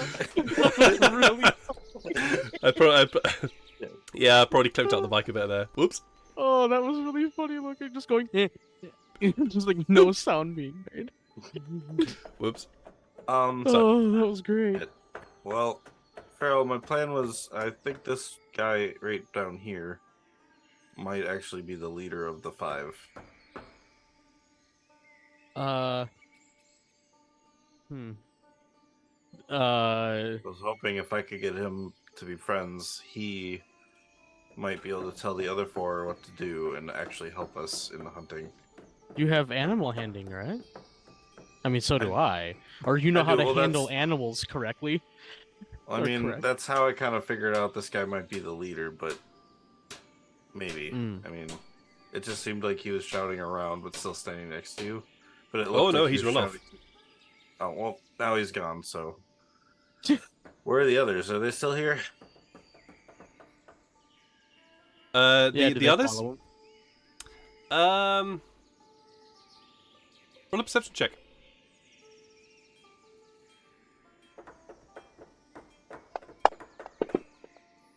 That's a 23. 23, very nice. 23. The others appear to have scattered. Or at least for both of you, the others appear to have scattered. Sykes, because you rolled a 23, they have scattered, but not too far away. You can sort of see them in the nearby trees. Oh, well, I guess that worked. You scared them off. I didn't mean to. I just well, like I said, well, I guess if one monkey ran, the others would too. So, maybe maybe we get this opportunity to get away from them. Otherwise, if they haven't actually ran off, they're still nearby. They're kind of like, does it look like they're like watching us still, or just kind of? You don't know. Okay. Yeah, they're still nearby. I can't really tell if they're looking at us or just kind of like hanging out now until we leave. They're doing the thing that capuchin monkeys do, which is constantly looking around. Yeah. That really sort of jittery head movement that they have. We'll see what they do. If we go hunting and they continue to follow us, then they do. And if they don't, then, All well, right. at least they hopefully won't be bothering the camp. True. Okay. And if they do, we can try to get them out again, I guess. So yeah, let's just do our hunting now. They're Alright. convinced that the Should feed food the at the camp monkeys. is So we will poisonous. not be hunting any accidental monkeys. Yes, we're not killing monkeys. Alright. You head off into Right the here. into nearby forests. Are you doing this stealthily, or are you just hunting? There have been a lot of recent large animals that I've spotted before. I think I'm gonna do it stealthily. Okay, roll me stealth check, please, first. Then Both of I you. will try to do the same. Yes. Try is the keyword, because I'm not very quiet. 22. 22. Okay. 13. And now what I want from you, Sykes, is a survival check. Either both of you roll survival, or one of you roll with advantage, because you both are helping. You both are going on the hunt. I am really good at survival, but I think I'll give Sykes advantage, because I think Okay. he is the hunter. I just am Okay. good at tracking a little bit. But... Okay. Whoa, good thing you had advantage. Yeah, 27. 27. The DC was high, because of Farrell's quite low stealth roll, but you are still able to get a significant amount of extra food, which will certainly serve at least you for a good week, and for the Caravan, the ship. the ship. Thank you. Yes, Yeah, for the ship will certainly add to the stores that they already have. You don't know by how much, but certainly the amount of food that you've gathered would be enough for one of you for at least a week. Yeah. So you managed to get think we a can always- pretty yeah. lot. It's If also they kind need of, any more, we can always get more. So Yeah. it's also kind of odd because you're out hunting. You're out hunting in this very strange forest, and while there are a lot of roots and berries and roots, berries and nuts that you find within the surrounding trees here, you do occasionally see what appears to be a very large cat, which you take a pot shot at before it runs off growling into the undergrowth, as well as also trying to think of other prey animals that would be in the forests. You also find a lot of birds. Excuse me, a lot of birds. So a lot of the produce you ended coming back is birds, namely, as well as also various other monkeys that live within these forests. So at one point, you actually see this very, very large creature that clearly a monkey, but with this really sort of thin orange fur, just sort of lazily hanging from the branch, just looking down at you all, from very high up, just sort of lazily hanging from a branch. So you do also see quite a variety of monkeys around the place, but a lot of capuchins here, a lot of capuchins. yeah. But yeah, this will take you the better part of the day to gather this amount of food, because there was a lot, and you with your hunting experience, you are able to gain. You with being a hunter and also being a ranger, are able to gather this amount of food, but it will take you quite a while to gather this much food. Yeah, that's fine. Despite Despite me your desire to throw me for a loop with the capuchin monkeys, you lose track of them in the forest. Particularly as the fact as you look around quite a lot, and then you look around, try to keep an eye on them, but then suddenly they seem to have disappeared, and then suddenly you see other capuchin monkeys, and you're not really sure if it's the same ones. But you do spend the good rest of the day gathering enough food to add to the stores. Okay. Do you think, Farrell, that we should leave some of the nuts that we found here, at least that we're not actually feeding them, they're just finding it? Yes, because then it also would incentivize them not to, go near the airship. So maybe we'll try to find spots where we found berries and nuts as well, and then leave little piles there, so that the monkeys can find the piles and realize that there's nuts here, and realize there's berries over there. So then they'll come back to these bushes, and maybe they'll find other bushes around, because they usually proliferate right next to each other. Yeah. Sure. Go right ahead. I'm gonna be finding berry bushes and some nut berries. You find berries, you find nuts, you find unripened, ripened, and you find all sorts. Okay, and so to make it easier for the monkeys to find, I will take the nuts off the bush, put them on the ground in piles at each bush, just to let them find them themselves, and realize that there's. I love this. This is so cute. This is so cute. Interacting with monkeys. Interacting with monkeys. Right. And then we'll take what we can. Farrell, you can move quite a lot, right? Mm-hmm.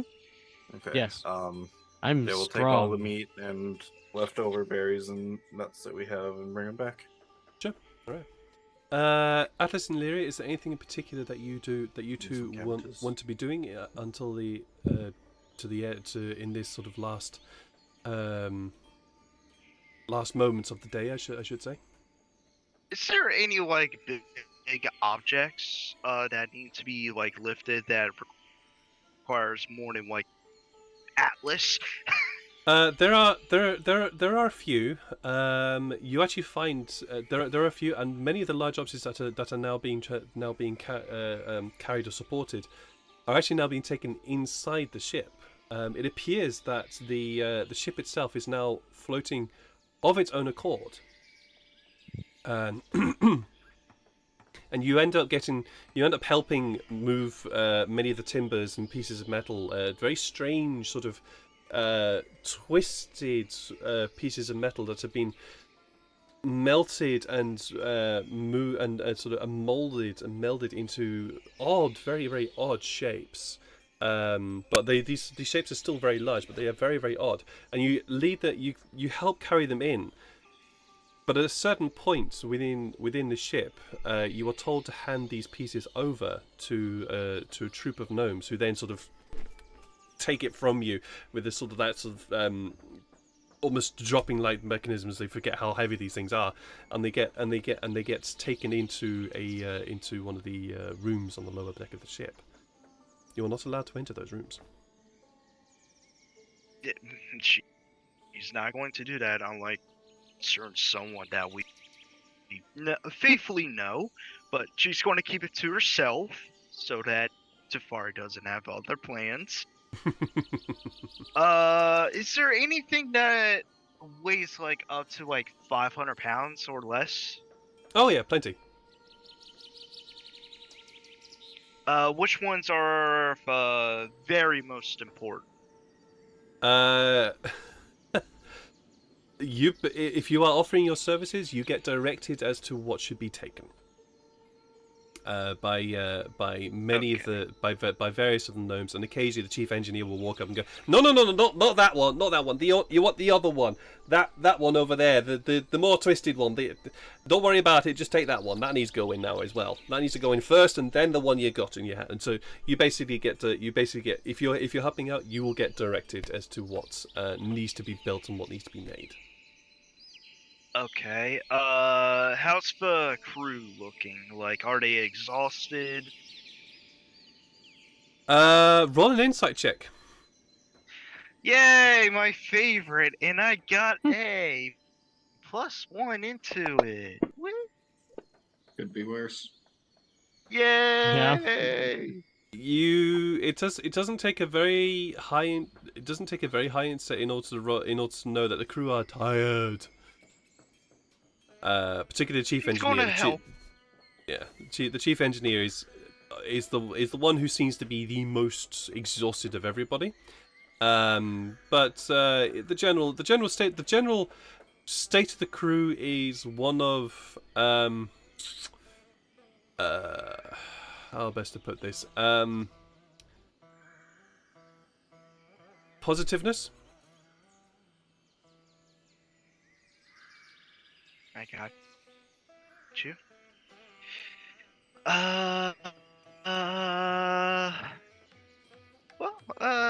She's going to ask the chief engineer to not lift up the one with manpower, the first one that, one of the heavier objects that's, as long as it's not 500 pounds, and she's going to use her innate ability to cast Levitate. Nice. That definitely helps move stuff. Absolutely, definitely helps move stuff. She only could do it once, but she's doing it. It helped. It definitely helped. It definitely helped move an item along, and helped speed up the process of repairing the ship. Towards the early evening, the captain calls attention to everybody around here. Crew, friends, passengers, and those who have been been helping us. From my chief engineer, I am quite astounded that we have been able to do this, but many thanks to those of you who have very much helped on this. But we, if I have this right, Chief, the Chief, you've got it right, aye. We are, we will be leaving tomorrow.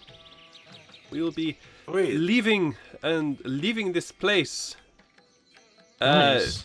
Unfortunately, we are only able to get to the closest city, and that is Vitian. Unfortunately, heading back the way we came. But we will be leaving this God's forsaken place. Hopefully, one more night, my friends. One more night, and we shall be home. Well, some of you will be back where you started, but we will try and figure out a way to get you further on from where you are. We'll do our best. We'll do our best. Okay, we'll do our best. Awesome, and Atlas just starts clapping. You start clapping, and the crowd picks up on that and clap, and there's a general feeling of elation and cheers from crowds and people, and there's a happy feeling about this fight. And the crowd quickly disperses and goes back to what they were doing. Many of the crew go back to helping repair stuff. Sorry, I'll be with you in a moment, Illyria. Goes back to repairing stuff, and the few passengers that have been trying to keep themselves busy they break off and start chatting and start sharing drinks, etc. Illyria, yes, what is it you wanted to mention? She's going to gather up everyone. Okay. Real quick. Sure. The other fine party members. Mm-hmm. And she starts off by saying, well, since we're going back where we came in Bitian, that's great. And if we don't get an airship, I'm going to make a mighty suggestion. Why not, do we have the funds to purchase a wagon and a horse? At least not permanently until, well, semi-permanently until we're done in Boone Brawl. I mean, Don't have any money. yeah, I don't think we have a whole lot. Let me see. I thought Yeah, I've got Sinead 31 has most gold. of I our don't. cash. Yeah, Janae, how much you got on you again? Janae. Sorry. I said- Sorry, Lydia. Sorry. I have 177 gold pieces. I don't know if that will be enough to get a horse and cart. I don't think it would either. Yeesh. Well, not a horse, I wasn't a expecting you camel. to use it because we need that for more important stuff. Well, I don't even think we'll need a camel because I think well, seeing Fail being able to change all these things, I think he could turn into a horse, couldn't he? Well, only a short amount of time. How many times can you do it a day, Farrell?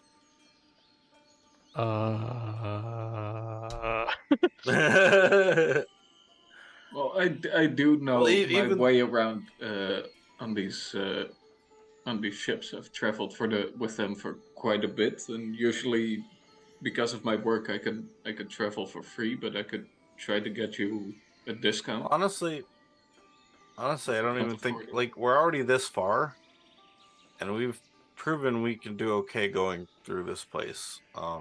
I would even say we don't even have to turn around; just let them go back. We'll go to Delinda from here. Oh, you think that we'd be able to find our way out? Well, from the looks of it, I opened the map. Mhm. From where we are, and I'm facing north now. Okay. If we go this way, pointing east or west, we'll eventually reach shoreline. If we just follow the shoreline north, we'll reach Delinda. Yeah, but you've seen what kind of beasts are here. Right. So we just be careful. And I also, know- there's plenty more that we don't know is out here that could be even worse. Yeah. especially on the shoreline. from However, I do have a little inquiry on the shoreline and also the wait a minute. If we follow the river north, it'll get us to Delinda also. I just realized I was looking for the river and I was like, where's that go? But yeah. How much did you guys pay for your tickets? 650? I think it was 50. It was 50 gold. But, Yeah. That was for the group, I think, right? It was. That's a thief of a merchant, and Janai starts looking around to see if they're there. And they died in the crash. I'll look with her. Who knows? Because they did get on the ship as well. Nope. Nope. you do not see. Just have a quick look. Perception. I think Looks around. Don't seem to find them. I think if we did follow the river up, we'd at least have a water source, and also if we needed a way to hide, I mean, we could always jump in the water. But it does pass by the village. I'm assuming that village that's like in between Delinda and where it says Edah Forest was the Tiefling village, right? No. Well, that wasn't that? No. I assume that's not on Yeah, the that map. wasn't on a map, yeah.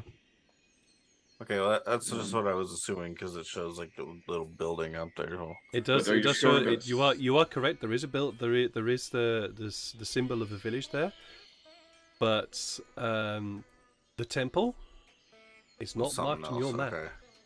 Got it. Mhm. But are you even I mean, sure well, that's gonna be yeah. quicker? You know, it's thick jungle. We gotta be careful. Well, how long did it take us to get from this point from I think it was Punjabi where we left from, right?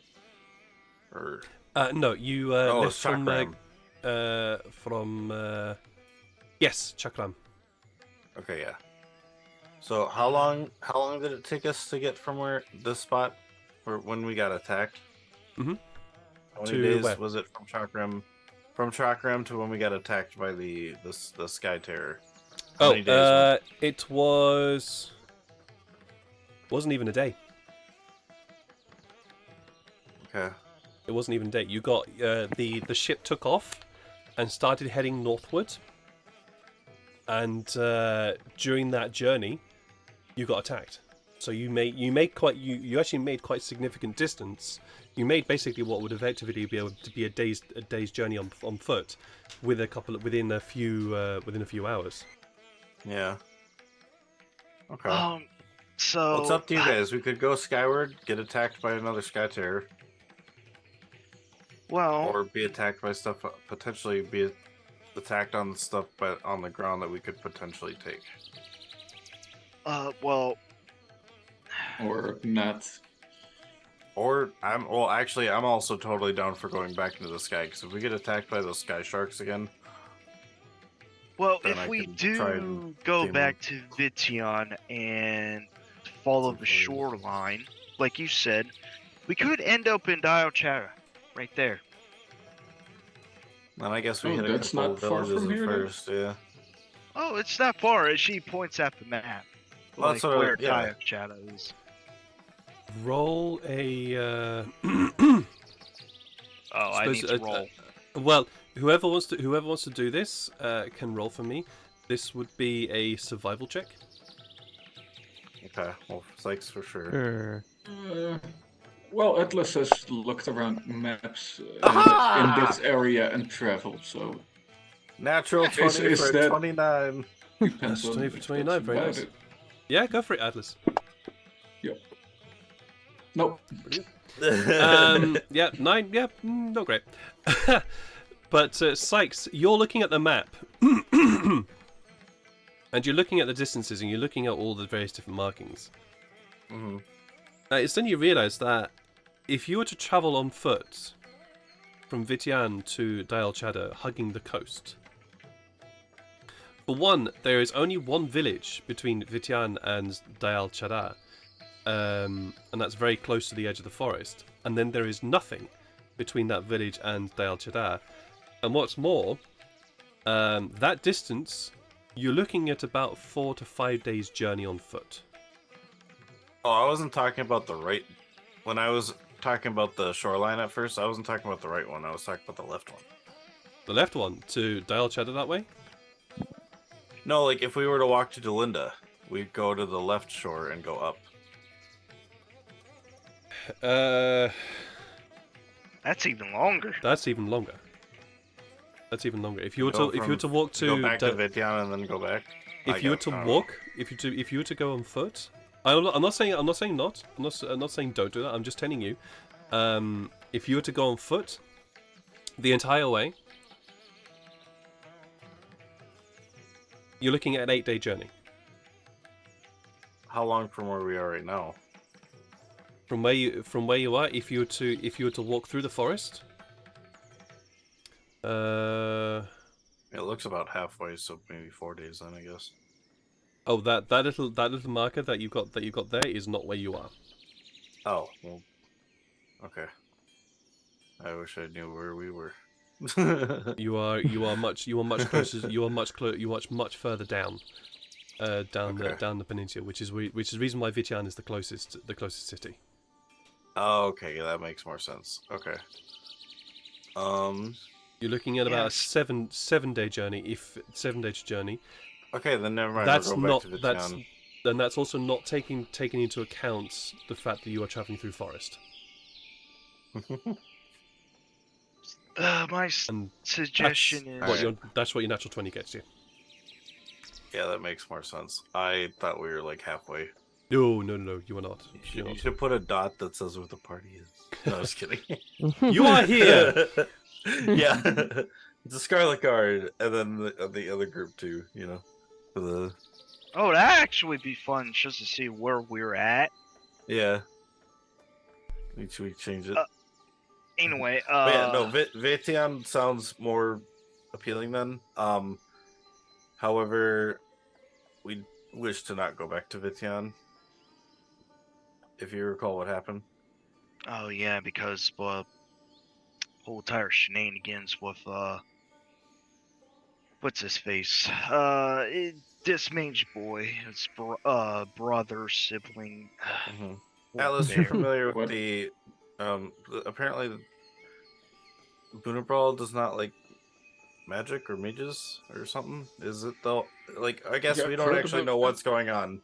Is Bunabral like not a fan of magic in general, or like Oh, is there like some counter law you against mean? using Oh, it? Yeah. freaking Well, up. Are you still hear me? from I was Yep, thinking- you're still here, Atlas. Okay. No, there wasn't so much. There weren't really problems with that back up north in Torage. Oh, in Torash, yes. I guess they would be technically separated by the mountain, Well- so they could be two different. well, laws. since I am from Boonabral, there weren't much laws before the entire change on regards on magic. So I mean, we did had a few magic casters in Dyal Chadda, but they were like novices at best. Yeah. My husband, not a master, but master will go to Bellinor, my older brother. Mm-hmm. But he lost his mind in pursuit of seeking knowledge. How So about this if he's still around, then yeah, no, actually, yeah, he may still around because he's a crafty bastard. And he's about 100 years older than me with experience. But if we're that close, I think we should go and try figure it out, right?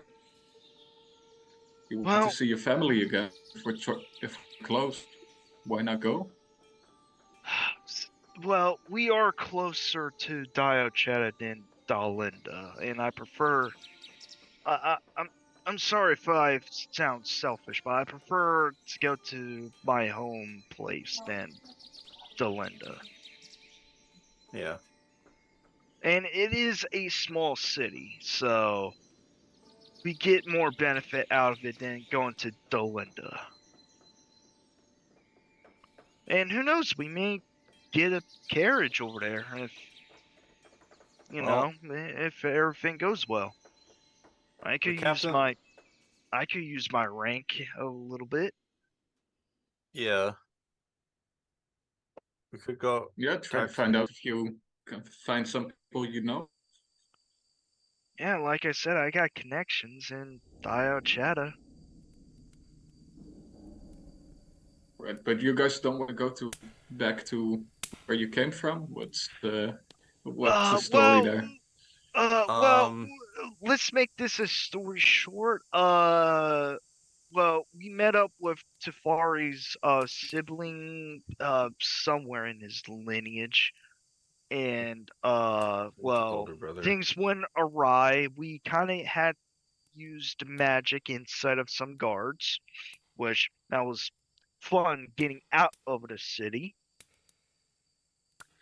So we can't go back there because they kind of recognize us, including the tavern owner. Yeah. So- Basically, Tafari's brother, middle of the night, came to attack Tafari. We got him to run away, but Tafari chased him with magic and shot some ice missiles or ice rays out the window down the street. And guards spotted this, and Yeah, that's not too subtle. we tried to get This- out, and let's ran just off say and- my brother and I had a fundamental disagreement. So we're not sure if they remember what we look like, or if they're even considering still having the chase. But if they're doing it because they don't like magic, if they remember us, they'll try and catch us on sight. Hmm. Yeah, so we can't Because go we back. all use magic pretty much. Yeah, that's a bit of a problem. She kind of looks at everyone and goes, yeah, we are, 5 of us are probably more wanted than Atlas at this point. I never thought in my life that I become a wanted fugitive for magic. But if we can That's get great. to, yeah. Hmm.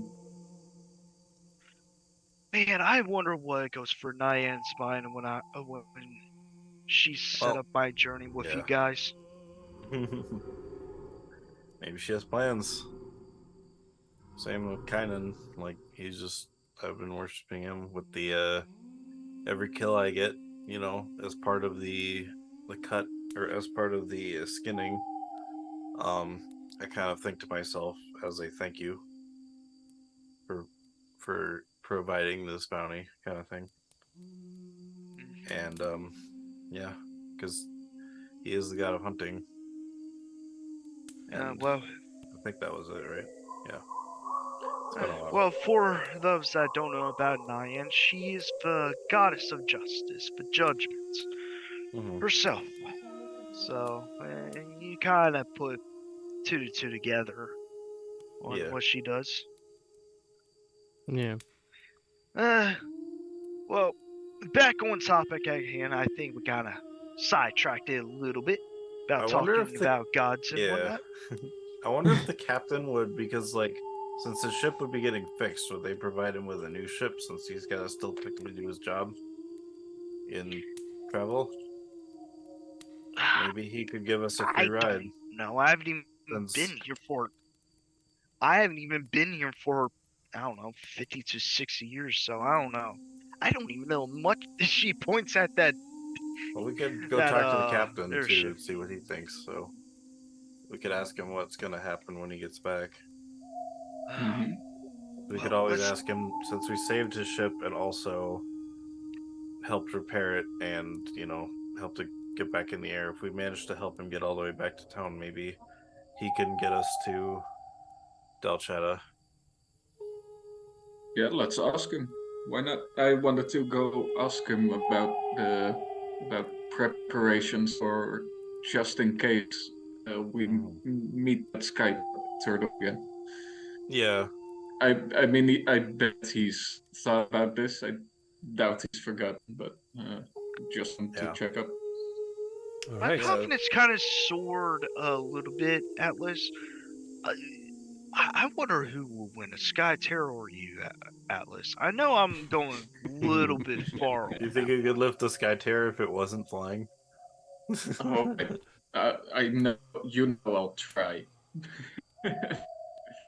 With that, Oh, but- you head off to try and find the captain. The captain right now is he's just currently chatting with a few of the crew, keeping their spirits up and just and informing them about what would be happening. As you approach, you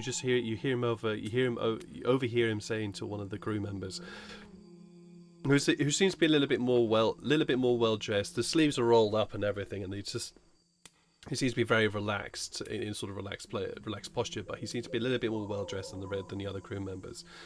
And you hear the captain say, "Yeah, we'll have to fly the ship over to the dockyards in order to be repaired. There's nothing at Vitian. Lousy, stuck-up people." And as you approach, "Oh, hello, friends. What can I do for you?" Was that about no docks in Vitian? Oh, you heard that. Yes, Vitian is primarily a trading port. Everything that comes in goes out from Vitian, but they don't have anything to finance or to enable a full repair of... And he just points across to his ship.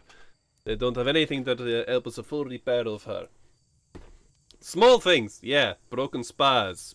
new sails, things like that. Yes, but not a full refit. She needs to be, as we say, sky docked. Wasn't there a sky dock in the air?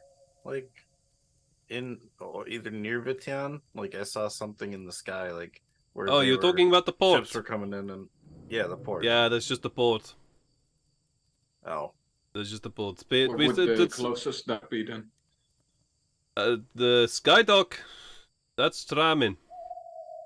Ramen. Yeah. That is the closest sky dock for actual repair of ships. A long way. But we have to go there. Don't know how we're gonna get there, but we'll make a way. We always How have. long can the ship stay as... Well, obviously it can't stay afloat for long, but how long could it go before we have to, like, land it for it to recharge, essentially? Essentially, these ships can go for eternity. Well, I mean, in this condition. In this condition? Maybe a week. You think Maybe, you could I get to Hey, Tramin in a Chief, week? Chief, where are you? Chief. Yeah, what is it? What? Hey, how long do you reckon she can go? Why, what you thinking?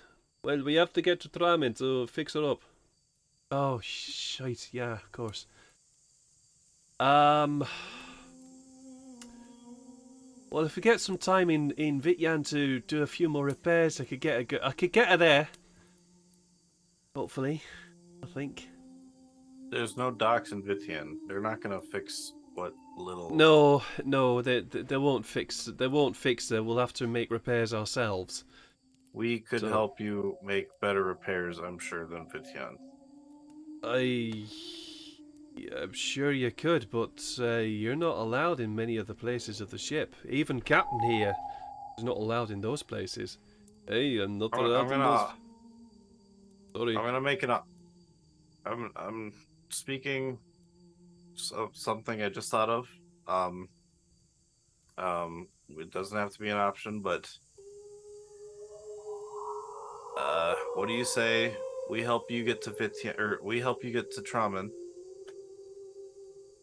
You let us be a part of your crew, so you can tell us anything you want us to do. We'll help protect the ship, so you can get there. I can help spot landing points if we need to land, if we need to, like... because like I was saying, how long could the ship stay afloat? Because I know those levitating things or whatever, like you said, it could go for a while, but... well...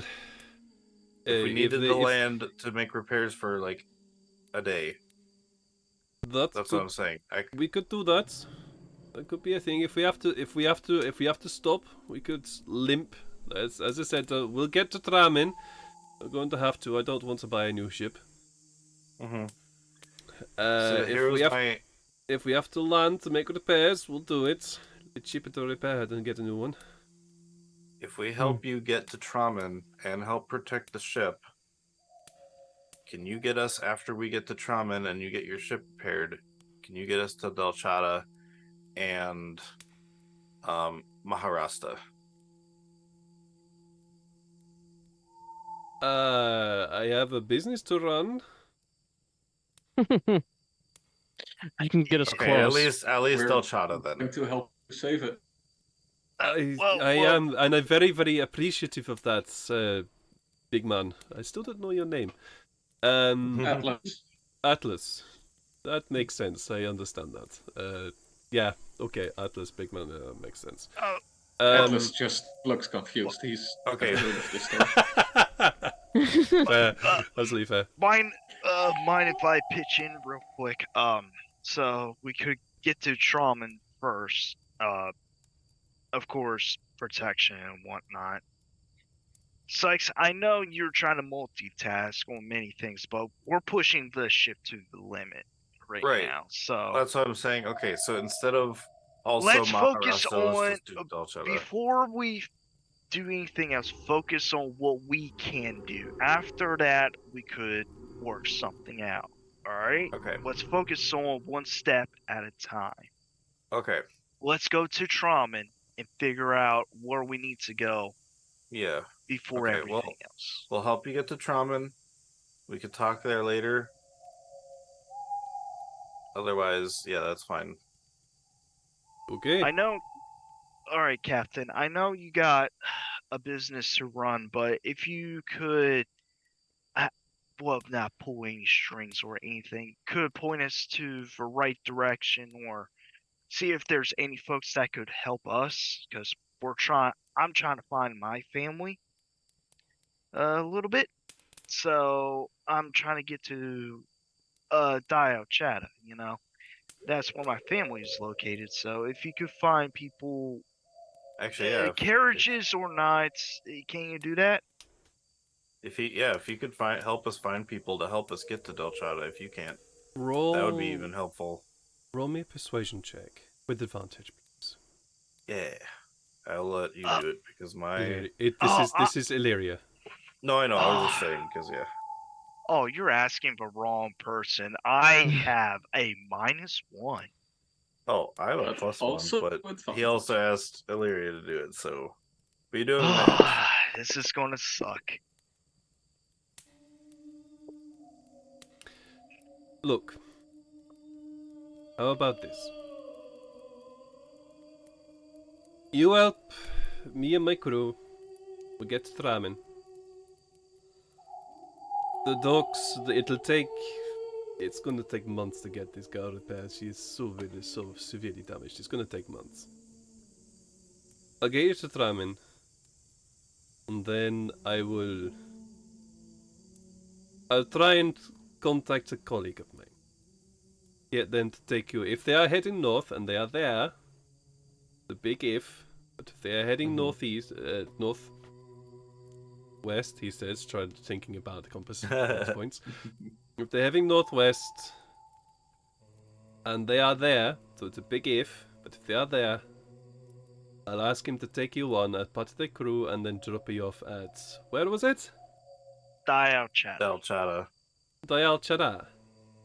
Yeah. Get the map, Sykes, real quick. Yep, I'll pull up on the map and kind of point where Del Chada is. He looks at the map and looks at where you're pointing, and he says, "Why do you want to go there? There's nothing there." What do you mean? This is Wait. Illyria's home. There's nothing there. And that's where we're going to end the session tonight. Oh man. Oh, That's a cliffhanger. Oh, So, that's one hell of a cliffhanger. That's a cliffhanger and a half because I'm on holiday now Oh, for yeah. about a month. So we're gonna be I'm gonna let these guys stew on that for a while. Oh man, Janae and Tafari, since they're not here, they're also going to be like, yeah, it's gonna be damn it. it's a double Yeah. cliffhanger for them. I have a suspicion that I am going to get bored in August at some point, so I'm probably gonna be contacting these guys, going, "Hey, do you want to do a game? Because I'm bored." So we'll see how. I am fine with all Thursdays, my guy. I am free as So- open. Yeah, so I may add Also to doing my that, but weekend. I'll get in touch. I'll get in touch with these guys because I probably will let it get him bored at some point. But like, I want to do Sorry, something. Safari, we didn't get any monkeys. Yeah, no monkeys for Tafari, thank God. I do not want to be dealing with. This is the other thing. If you guys got pets, you guys are the ones who have to look after them. Anyways, Yeah. I Yes, have to. Dad. Yes, Dad. It's that, yeah. I've taken a leaf, out of Michael Kessel's book from Dead as a Games. We just do a quick round robin as to memorable moments. So we'll start with Sykes. Neil. Yeah, definitely. The monkeys. Monkeys. But I like that you liked the me leaving the little piles of food for them to find other food. Yeah, that was really cute. That was really, really cute. I did find it cute. Farrell? Yeah, I mean, I love just messing with you, and the monkeys is great. But I also just like a lot of Illyria stuff that we got. You know, it's Mhm. fun to learn more about Illyria. Yeah, and that was nice. what her life was. You know. That was nice. Yeah, we'll see how that turns out. Atlas? Yeah. Yeah, I agree. I mean, the monkeys stole the show, aside from the food. Fucking But monkeys. yeah, I also really like the Illyria's and Sykes conversation, and the smaller one, Illyria and Atlas had as well. Yeah, it was a lot. There was a And- lot of nice stuff for Lyria today. Yeah, And I wanted to talk about Belnor a little bit more, but that's always the next time. always Always next the time, next yeah. And Always there the were next other time. things that need to bounce around a bit as well. Last but not least, Illyria. Any more moments? Oh man, a little bit of a lore dump on Illyria's past a little bit, and just letting the GM. I guess everything that I spoke out, I'm just forewarned. I was spitballing in my head, like making cross connections in my brain. So, GM, man, you could do whatever you wanted with it. You could make how many survivors do you absolutely want? Mm-hmm. Do I not know. give me a number. I know. Do Yeah. not give me a number. You are not going to receive a number. Oh, I know, but man. Imagine Hey, if we if went you- to if- Dyal Chadda if you and give me- found out there was nothing there, and it's like, what? If you give me something like that and that backstory and everything to go with, hell yeah, I'm going to run with it. So Oh yeah, there's gonna be a whole load of like made up people that you could potentially keep or not keep. So Yeah. I'm letting you go with that. Oh yeah, I know. I'm enjoying it. Yeah. Anyway, yeah, all the Lyria stuff. I was spinballing. I was making stuff across wiring, and everyone enjoyed it and whatnot. Then the cliffhanger. Oh man, Illyria's Yeah. gonna have a little meltdown for a moment. Oh wait, I better do this real quick. Tell us all about your family, and there's nothing there. Yeah, I What? just don't I don't We'll know. Oh, find that's out what for that- next fi- time. Find out what that Mhm. role is next time. So yes, of course, at the end of these games, we always do a quick raid on somebody because spread the love, spread the joys. And I see that Theodora Styles is online, so we're going to go and raid her. Hmm. She is playing Nice. Mass Effect Legendary Edition, so we're going to go and raid her. And Oh, nice. just spread the love, spread the hugs, spread the likes, and all that wonderful stuff. I know you guys are capable of doing so. You guys take care of yourselves until after the holidays. Love yourselves as much as you can throughout the holidays. Love each other throughout the holidays as well. Be kind to each other. Be nice to each other. And we'll see you Yep. again very soon. Bye. Bye.